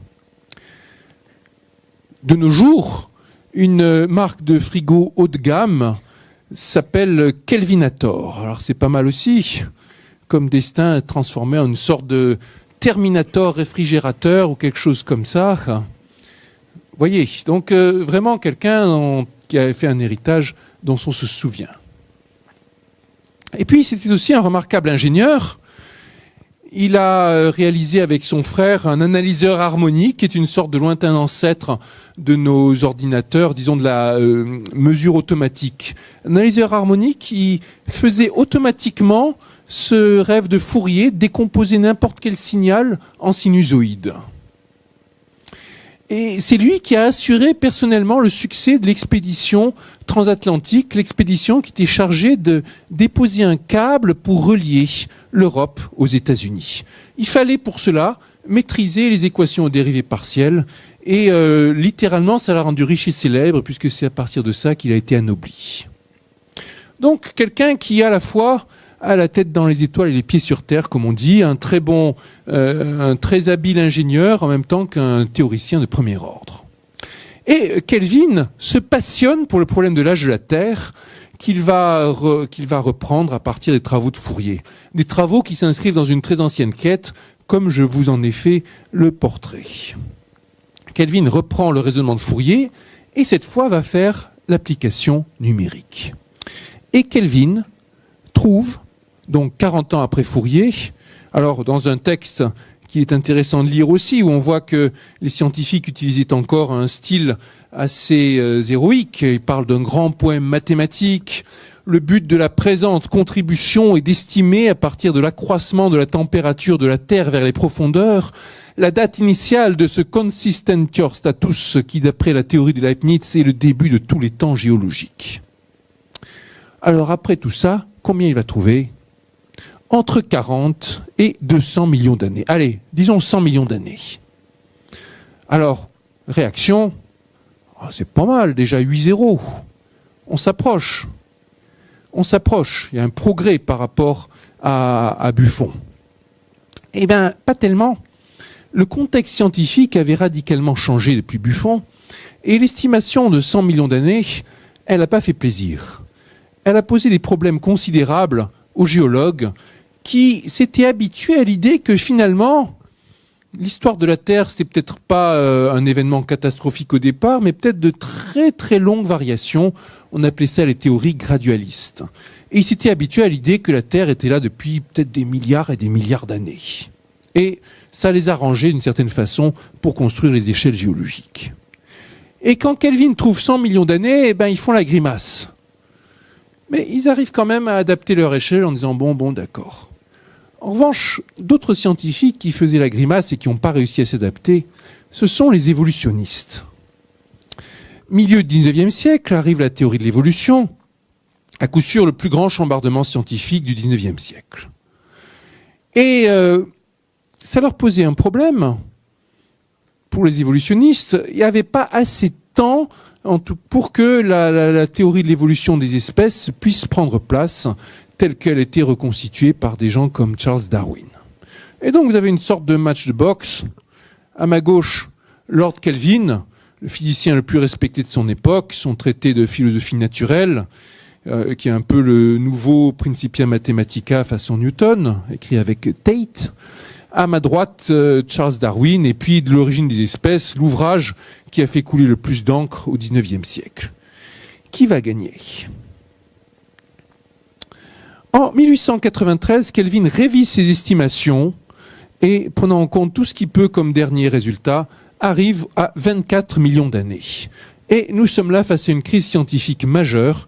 Même les géologues n'arrivent pas à suivre à 24 millions d'années. Donc il y a deux camps. D'un côté, les géologues et les biologistes, si l'on veut. De l'autre côté, les physiciens. Et entre les deux, le dialogue passe très mal. Écoutons ce que disent quelques-uns des protagonistes de cette dispute. Huxley, l'un des disciples de Darwin. La mathématique peut se comparer à un moulin d'une facture exquise qui peut moudre de la matière à n'importe quel degré de finesse. Cependant, ce que l'on en tire dépend de ce que l'on y a mis, et de même que le meilleur moulin du monde n'extraira pas de la farine de blé de cosses de petits pois, ainsi des pages de formules ne fourniront pas un résultat fiable à partir de données imprécises. C'est bien dit, hein ? C'est bien dit. De nos jours, on a une formule lapidaire pour résumer ça, l'idée que même si votre modèle mathématique est super, si ce que vous avez comme donnée initiale est mauvais, votre résultat final sera mauvais aussi. On dit garbage in, garbage out. C'est le principe GIGO. GIGO. Le débat dépasse la sphère scientifique puisque quelqu'un comme Mark Twain, le célèbre écrivain et humoriste américain, va s'en mêler avec cette citation: comme Lord Kelvin est la plus haute autorité scientifique vivante, je pense que nous devons nous incliner et accepter ses vues. Alors c'est dur de savoir ce qu'il avait en tête. C'est peut-être du premier degré, peut-être du deuxième degré, peut-être du troisième degré, on ne sait pas trop. Mais en tout cas, il était au courant de ce débat. Et puis d'autres scientifiques prennent parti d'un côté ou de l'autre. Pour compliquer les choses, il y a le propre neveu de Darwin qui a ses propres idées qui semblent contredire ce que pense son oncle. Et puis, va être affecté par le débat, même l'Église, qui, après 15 années de discussion, décide d'abandonner l'estimation de 4004 avant Jésus-Christ.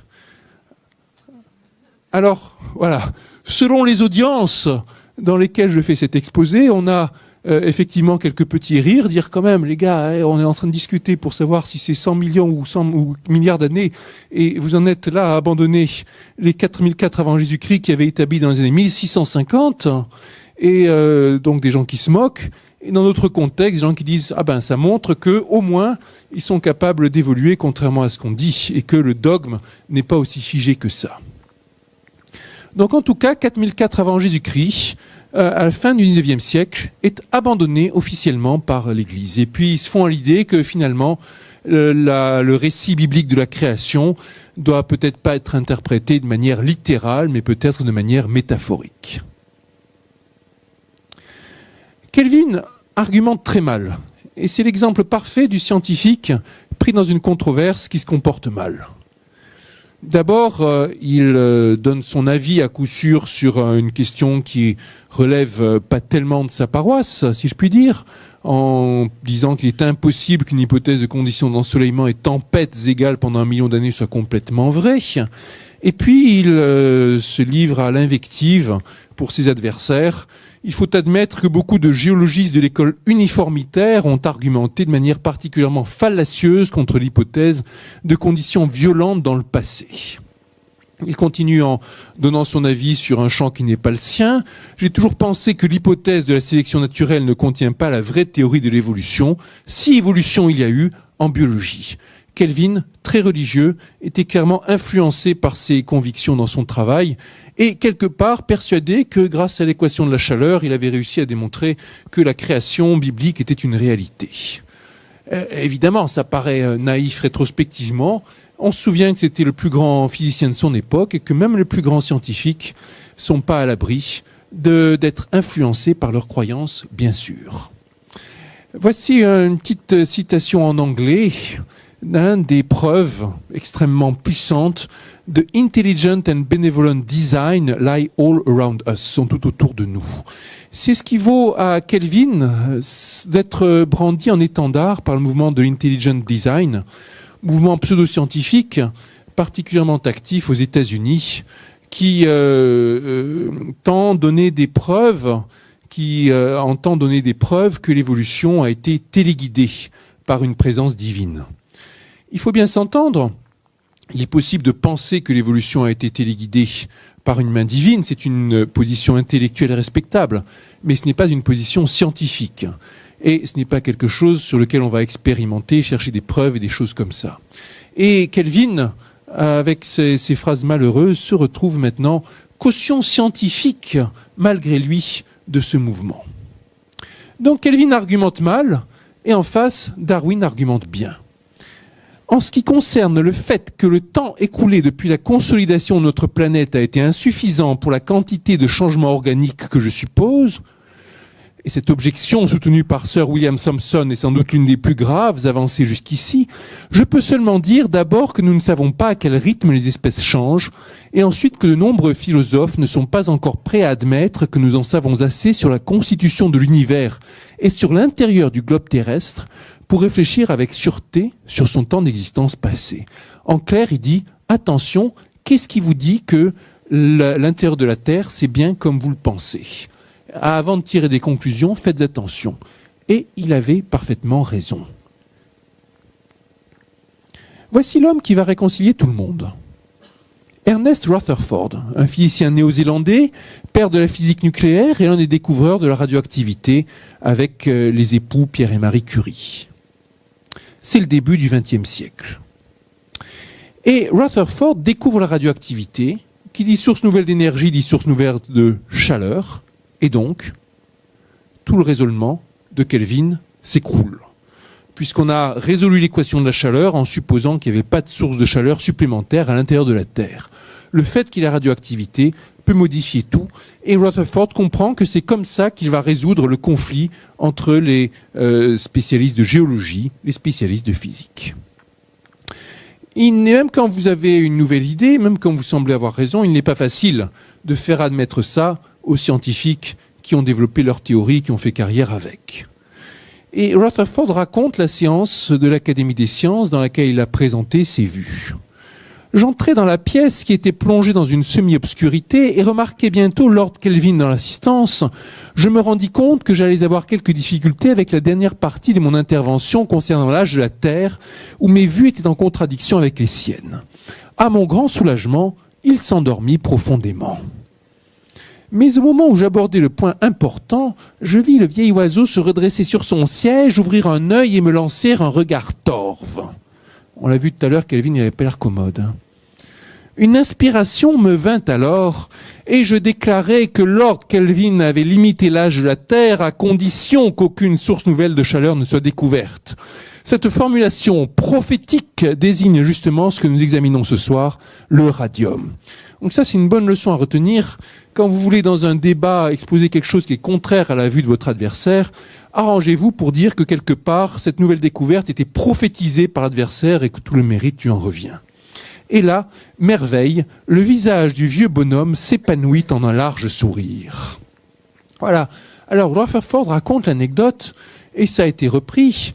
Et c'est passé dans l'histoire des sciences, si l'on veut, cette idée que grâce à la radioactivité ou à cause de la radioactivité, l'estimation de l'âge de la Terre était plantée et elle était en fait la Terre beaucoup plus vieille que ce qu'on savait avant. Et puis de toute façon, la radioactivité va maintenant permettre ensuite de donner un âge de la Terre plus précis.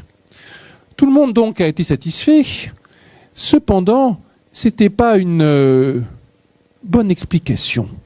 Et quand vous refaites longtemps après les calculs en tenant compte de la radioactivité avec les données qu'on a maintenant, eh bien on s'aperçoit que c'est pas ça le problème. En plus, alors je vous ai pas parlé de ça, mais Kelvin avait un deuxième argument pour l'âge de la Terre qui était basé sur l'âge du Soleil, qui était basé sur la thermodynamique, mais comme Kelvin ne connaissait pas la fusion nucléaire, il s'était planté aussi sur l'âge du Soleil et manque de chance, il avait trouvé les mêmes estimations pour le Soleil et la Terre. La radioactivité, donc, ça a remis tout le monde d'accord, mais en fait, ce n'est pas la bonne explication. Le bon problème, le vrai problème grave dans le calcul de Kelvin, voici celui qu'il a découvert. Il s'appelle John Perry, c'est un physicien ingénieur irlandais, très peu connu. Il a été un moment l'assistant de Kelvin, et en 1895, il suggère que l'intérieur de la Terre n'est pas un solide, comme on l'a supposé quand on a utilisé l'équation de la chaleur, mais liquide. Et la transmission de la chaleur dans un liquide et dans un solide, c'est très différent. Dans un solide, c'est comme là, vous êtes tous assis les uns les autres, bien à vos places, comme les atomes dans les mailles d'un réseau. Et si vous voulez transmettre de l'énergie, par exemple, si quelqu'un qui est très agité, il va transmettre par mouvement de coude à son voisin cette agitation et ça va se propager de voisin en voisin. Mais chacun de vous restera assis. Dans un liquide, au contraire, vous êtes libre de vous déplacer. Quelqu'un qui serait très agité se lèverait, se mettrait à courir partout dans la pièce, et les autres aussi qui sont très agités feraient de même. Et évidemment, cette façon de répandre l'agitation, elle est beaucoup plus rapide que d'attendre quelque chose se transmette de proche en proche. Dans les fluides, donc, la transmission de la chaleur est bien plus rapide. Fourier le disait déjà dans les années 1820. Dans l'océan et les lacs, les molécules les plus froides, ou plutôt celles dont la densité est la plus grande, se dirigent continuellement vers les régions inférieures. Et les mouvements de chaleur dus à cette cause sont beaucoup plus rapides que ceux qui s'accomplissent dans les masses solides en vertu de la faculté conductrice. Donc il distingue la conduction dans les solides et la convection dans les fluides. Évidemment, ça change tout. C'est pas les mêmes équations, c'est pas le même calcul. Et vous allez me dire, Fourier il savait déjà ça dans les années 1820, Kelvin n'était pas idiot, pourquoi il n'a pas tenu compte de la convection? Réponse, parce que ça semblait impossible que des mouvements de convection s'appliquent sur un solide, comme l'intérieur de la Terre semble l'être. À l'intérieur de la Terre, c'est comme de la roche, comme du fer. Du fer, ça coule pas. C'est même très dur. Si vous essayez de le tordre, ça va vous demander un effort considérable. Et à l'intérieur du globe terrestre, c'est du fer aussi, ou des choses comme ça. Mais, il y a quelque chose qui échappe complètement à notre intuition, ce sont les échelles de temps en jeu. Comme le dit Perry, je sais que la roche solide n'est pas de la cire de cordonnier, mais 1 milliard d'années est une longue durée et les forces sont considérables. C'est là qu'on revient à la remarque que je faisais au début de l'exposé sur les ordres de grandeur. Face à 1 milliard d'années, même le meilleur physicien du monde est désemparé. Quelqu'un comme Kelvin ne va pas avoir l'intuition qui correspond à ça. Mais si vous le mettez en équation, mathématiques, physique, si vous évaluez les ordres de grandeur, vous pourrez voir que sur 1 milliard d'années, la roche solide dans la Terre, elle va couler comme du liquide. Parce que les forces en jeu sont considérables, parce que les durées sont considérables. Perry développe l'argument et propose un âge de 2 à 3 milliards d'années. On peut regarder ça avec respect. À ma connaissance, c'est la première fois dans l'histoire de l'humanité que quelqu'un arrive à un âge pour la Terre qui a le bon nombre de zéros sur la base d'un raisonnement logique. 2 à 3 milliards d'années. Donc c'est remarquable, et c'est 1895. Et ça passe complètement inaperçu, ce qui montre que le processus scientifique n'est pas toujours parfait, comme toutes les activités humaines. Ça passe complètement inaperçu, n'est pas entendu. De toute façon, à partir de la première moitié du XXe siècle, la radioactivité va donner un âge précis, aujourd'hui stabilisé vers 4,6 milliards d'années. Et on pourrait se dire, bon, ben, finalement, c'était pas si grave que Perry n'ait pas été entendu. Ben si, c'était un peu grave. Parce que Perry a avancé cette idée très importante selon laquelle au centre dans la Terre, pas au centre mais dans la Terre, c'est plutôt liquide. C'est quelque chose qu'il a fallu attendre longtemps avant que ce soit admis. Jusque vers 1960, on peut dire, la majorité des scientifiques croyaient en une Terre solide, à l'exception notable de quelques précurseurs comme Alfred Wegener, ici représenté. Et c'est seulement au milieu du XXe siècle que s'impose l'idée d'un manteau fluide et de continents qui se déplacent comme flottants sur cette masse liquide, la théorie de la dérive des continents, bien sûr. Remarquable que cette théorie se soit imposée longtemps après la physique quantique, la relativité générale et beaucoup d'autres choses qui nous semblent beaucoup plus contre-intuitives. Voici un peu comment on se représente en gros l'intérieur de la Terre maintenant. Je parle sous le contrôle de quelques spectateurs qui sont plus savants que moi en la matière, mais vous voyez, on distingue bien un cœur, un manteau. Il y a une partie solide dans le cœur, il y a des parties qui sont plutôt fluides, il y a une partie qu'on pourra considérer comme solide, qui est près de la surface, et puis il y a des parties qui sont plutôt considérées comme des liquides, qui elles sont animées de mouvements de convection. Et une séparation assez nette entre une zone qui se comporte comme un solide et une zone qui se comporte comme un fluide, avec toute la différence que ça fait au niveau des équations. Et une courbe de température estimée à l'intérieur de la Terre qui reflète cette différence. Une pente très élevée dans la partie solide, une pente très faible dans la partie plutôt liquide, plutôt fluide. Cette pente faible représentant le fait que les mouvements fluides ont servi à bien homogénéiser la température. Bien sûr, on ne reconnaît pas du tout le profil qu'on a vu tout à l'heure en résolvant l'équation de la chaleur parce que le modèle est différent. Bien sûr, Kelvin, il n'avait aucune chance d'arriver à la bonne solution s'il n'avait pas en tête un intérieur de la Terre aussi compliqué qu'il ne l'est. Kelvin n'avait pas le bon modèle. Alors, maintenant, on pense qu'on a les bons modèles, on pense qu'on a les bons âges. On a aussi quelque chose que n'avait pas Kelvin, qui sont des ordinateurs. Les ordinateurs, depuis le milieu du XXe siècle, ont gagné un facteur 1000 milliards environ en termes de capacité. Ici, je les ai représentés avec les 3 mathématiciens qui ont théorisé les premiers ordinateurs de manière à la fois chacun de leur côté et en même temps en connaissant les travaux des uns des autres, Shannon, von Neumann et Turing. Avec les ordinateurs, maintenant, on arrive à résoudre ce genre d'équations beaucoup plus facilement, avec beaucoup plus de précision. N'empêche que même si Kelvin avait eu à disposition le plus puissant des ordinateurs qu'on a maintenant, il se serait trompé exactement pareil. Parce que le problème, ce n'était pas une question de calcul, c'était une question de raisonnement, c'était une question de modélisation. C'est un exemple parfait de ce que l'ordinateur, ça aide, mais ça ne dispense pas de réfléchir, bien au contraire. Si vous demandez à votre ordinateur de calculer le mauvais problème, il vous le fera avec une très bonne précision et très vite, mais il vous rendra la mauvaise solution. Si au départ vous êtes parti du mauvais postulat ou de la mauvaise interprétation. Voilà, j'en ai terminé avec mon histoire. Je vous mets ici quelques références bibliographiques, il y a des références historiques. Il y a un article qui est paru dans Pour la Science il y a quelques années précisément sur ce problème. Il y a aussi, tout au bas, j'ai mis l'un des ouvrages le plus avancé dans la liste, une introduction à l'analyse de Fourier. Voilà, je vous remercie.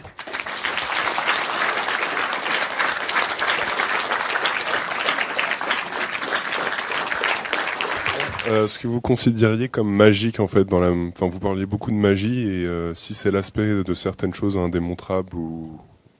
Alors oui, j'ai parlé un peu de magie. Bon, c'était un peu une exagération, mais quand vous y réfléchissez, il y a quelque chose de mystérieux dans l'histoire, qui est vraiment mystérieux. C'est le fait qu'on arrive à mettre beaucoup de choses, un peu tout, en équation. Parfois de manière qualitative, parfois de manière quantitative. Mais il n'y a aucune raison, si vous y réfléchissez, que, par exemple, on arrive à comprendre et à prédire de manière très précise le mouvement des astres, rien qu'en écrivant quelques symboles sur une feuille de papier.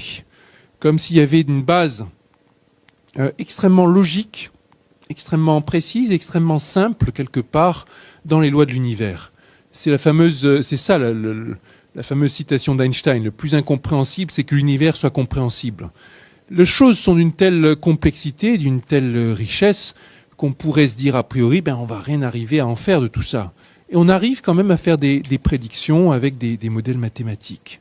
Et cette idée, c'est ça qui est magique quelque part, c'est un travail entièrement intérieur, le développement mathématique. Et ça permet de prédire des choses extérieures, y compris des choses qui nous sont étrangères. Alors, dans votre question, il y avait, vous avez parlé de questions d'indémontrabilité, n'est-ce pas? J'ai entendu ce mot-clé-là, non? Ouais. Vous pensiez à des choses comme théorème de Gödel ou...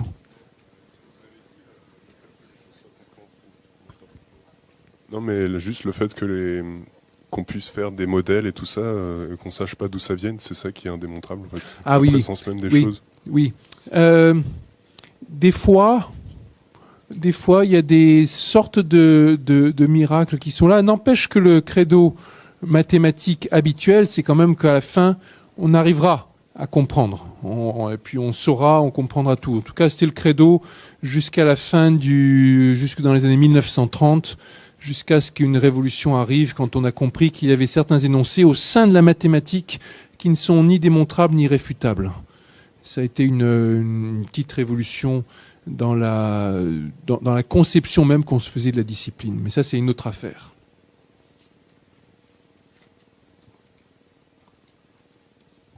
Autre question, oui.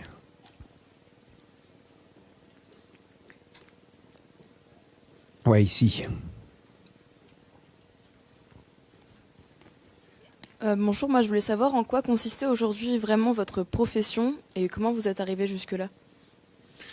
Alors, il y a deux questions différentes. Il y a une question qui est ma profession à moi, là en ce moment, et là c'est un peu particulier. En tout cas, depuis quelques années en particulier, je passe beaucoup plus de temps à faire des conférences, des exposés, des interventions un peu partout dans le monde, et devant toutes sortes de publics, qu'à mon travail normal, si je puis dire, d'enseignant-chercheur. Je continue à faire des cours en université, mais très peu de temps pour faire de la recherche dans les dernières années.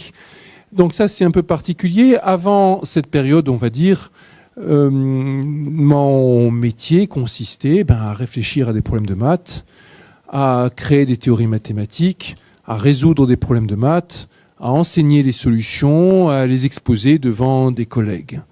Et c'est une activité qui est pratiquée par quelques centaines de milliers de personnes à travers le monde.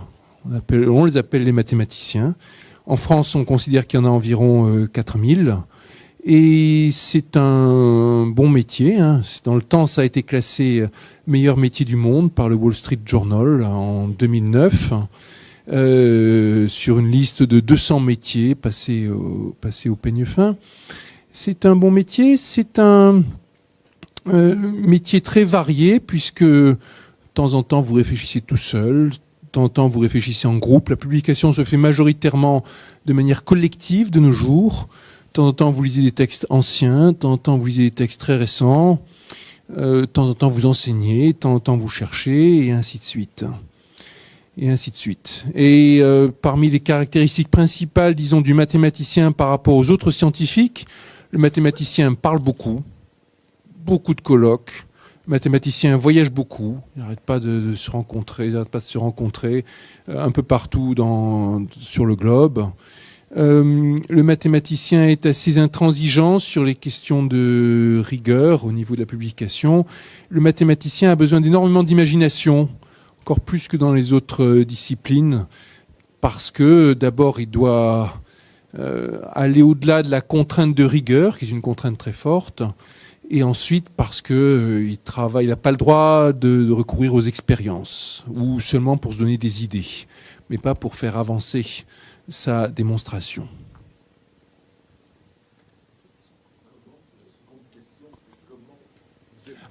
Comment j'en suis arrivé là?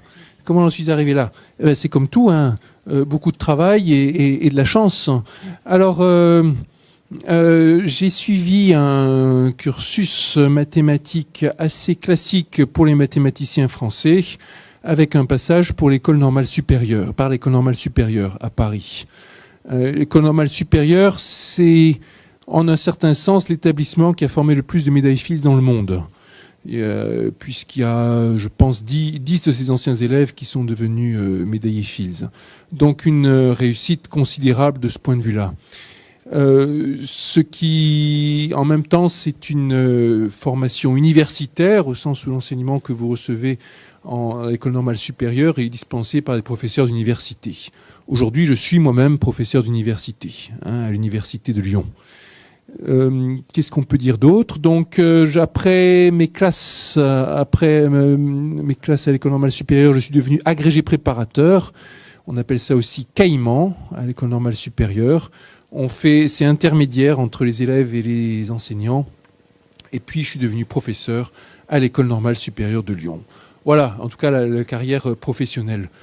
Beaucoup de voyages et en particulier 3 voyages importants aux États-Unis dans ma formation, en 99, en 2004, en 2009. À chaque fois, je suis resté un semestre aux États-Unis, soit à Princeton, soit à Berkeley, soit à Atlanta. Voilà. Il me semblait que dans l'exposé, on a vu qu'une des raisons qui vous avait mené ici aussi, c'était l'envie, le plaisir, le plaisir de voir un triangle. Les triangles. Très jeune, non? Oui, alors il est vrai que j'ai toujours trouvé ça intéressant. J'ai toujours trouvé ça intéressant, la mathématique. Il est vrai que ça faisait partie de mes passe-temps favoris quand j'étais gamin. Il est vrai que beaucoup de problèmes, et puis qu'est-ce qu'on va dire, beaucoup de problèmes auxquels je me suis intéressé, des questions de physique, des questions d'astrophysique, beaucoup de questions, j'y suis venu à travers les équations mathématiques. C'est comme ça. Chacun a ses goûts et sa façon de raisonner. Par exemple, le problème de l'âge de la Terre, je le trouve beaucoup plus intéressant depuis que je vois les questions mathématiques qui sont cachées derrière. Bon, aussi l'évolution des espèces. C'était notre grand amour de jeunesse, la biologie évolutive. Je lisais tous les ouvrages de paléontologie qui étaient accessibles à des non-spécialistes et ainsi de suite. D'autres questions? Ouais, là.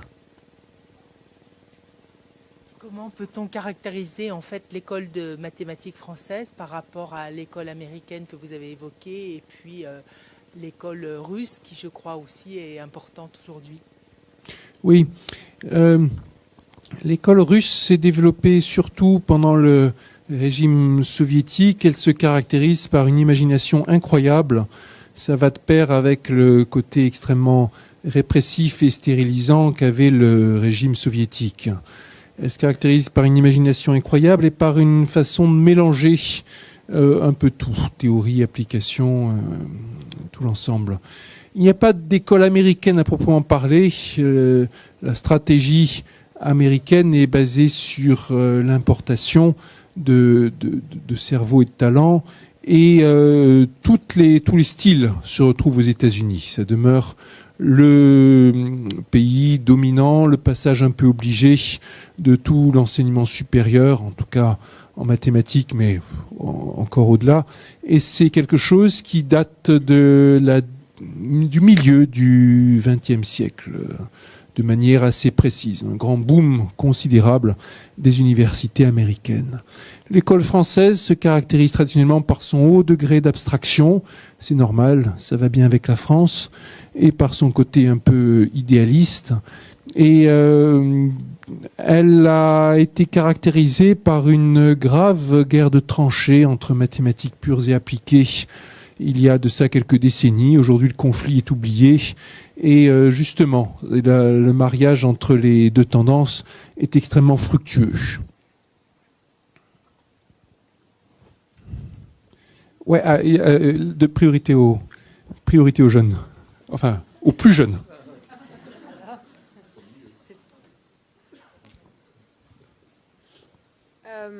Est-ce que vous trouvez que les découvertes qui sont faites actuellement en mathématiques ou pas forcément en mathématiques, elles sont aussi importantes que celles qui ont été faites dans le passé?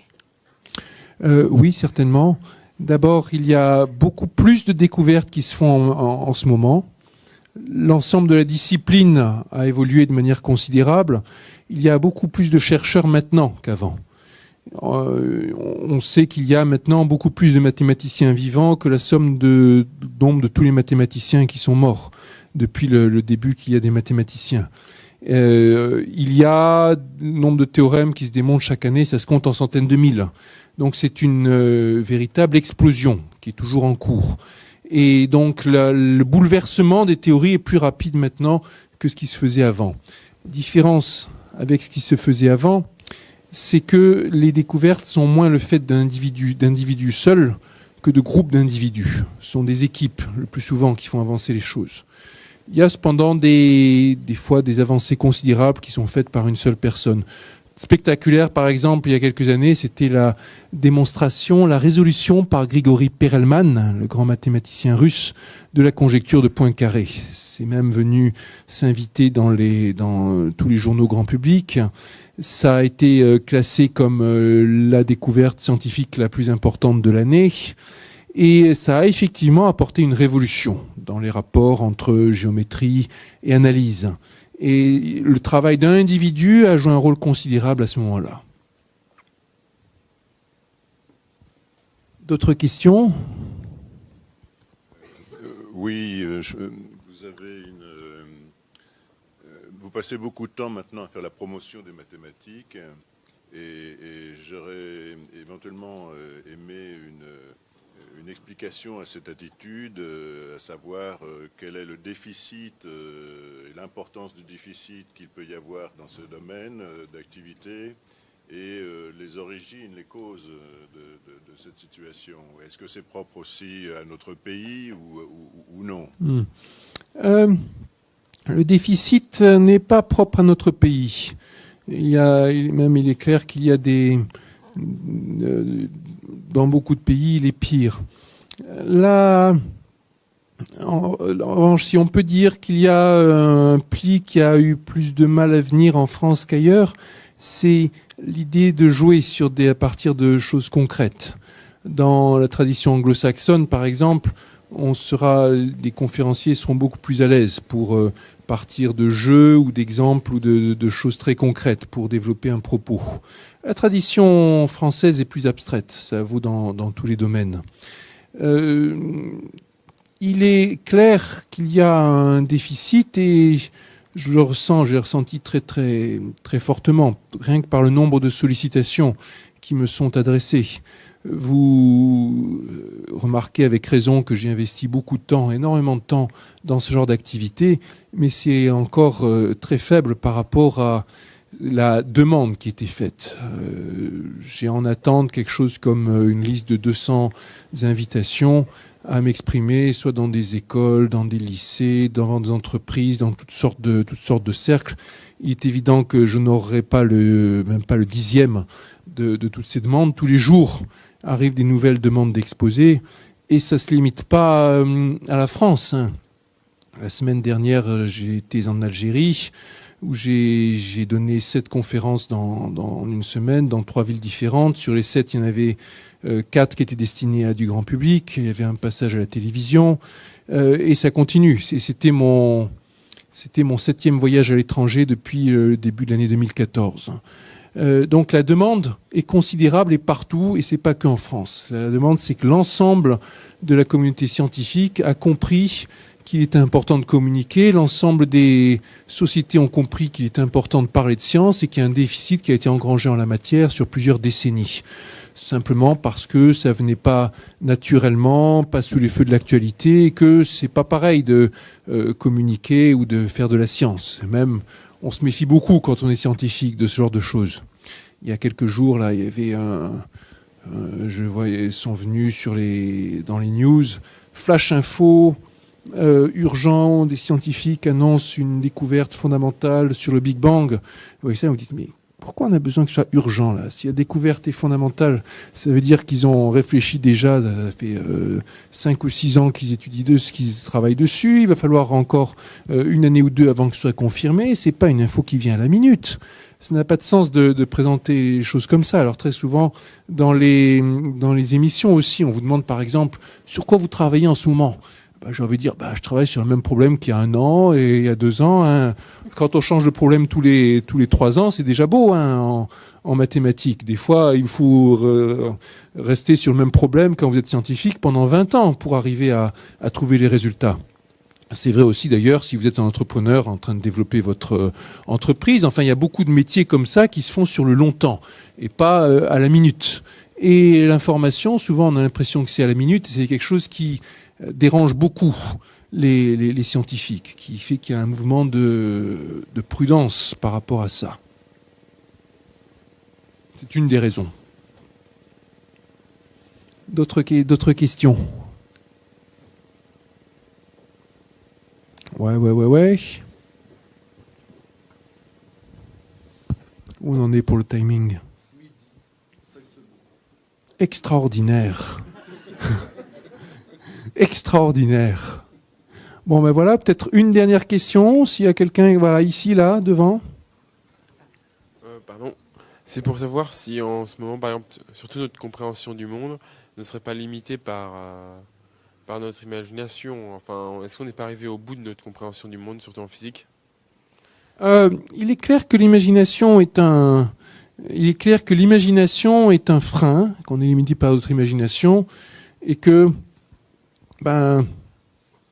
peut-être avec notre cerveau, on arriverait à faire des choses bien plus remarquables. Enfin, mais c'est comme ça, il faut l'accepter et puis continuer. Il est vrai aussi qu'il n'y a aucune révolution fondamentale qui s'est faite en physique depuis un certain temps. Bon, on peut dire depuis la théorie des cordes, et encore, elle a beaucoup de mal à s'imposer, à se légitimer complètement. Mais l'imagination sur des modèles de physique fondamentale, c'est juste une petite partie du problème. Il y a beaucoup de découvertes à faire qui sont simples quelque part. Il y a énormément de découvertes à faire aussi qui ne vont pas être le fruit de l'imagination d'un individu, mais qui seront le fruit de la rencontre entre plusieurs individus, plusieurs intelligences. Et ça démultiplie les choses. Hier, je faisais une conférence publique dans un autre, en tout cas pour des élèves, dans un autre cadre, où je parlais de résultats de recherche dans lesquels j'avais joué un rôle, et on parlait de géométrie non euclidienne, on parlait aussi d'optimisation de problèmes économiques, on parlait aussi de problèmes de physique statistique avec la théorie des gaz, et j'expliquais comment j'avais découvert avec d'autres collègues que ces 3 théories étaient imbriquées et qu'il y avait quelque chose de nouveau qu'on pouvait construire à partir de ça. Et c'est une théorie qui a 15 ans, pas davantage. Une personne seule n'aurait jamais réussi à faire toute cette chaîne causale. Mais plusieurs personnes mises ensemble qui se rencontrent arrivent à une théorie sophistiquée, très inventive, reposant sur des concepts assez simples, en tout cas qui se comprend en termes un peu élémentaires. Donc l'imagination nous limite, oui, mais il reste encore énormément de choses à faire, même dans les limites de notre imagination, et beaucoup de choses auxquelles personne ne pense et qui surgiront sans qu'on s'y attende.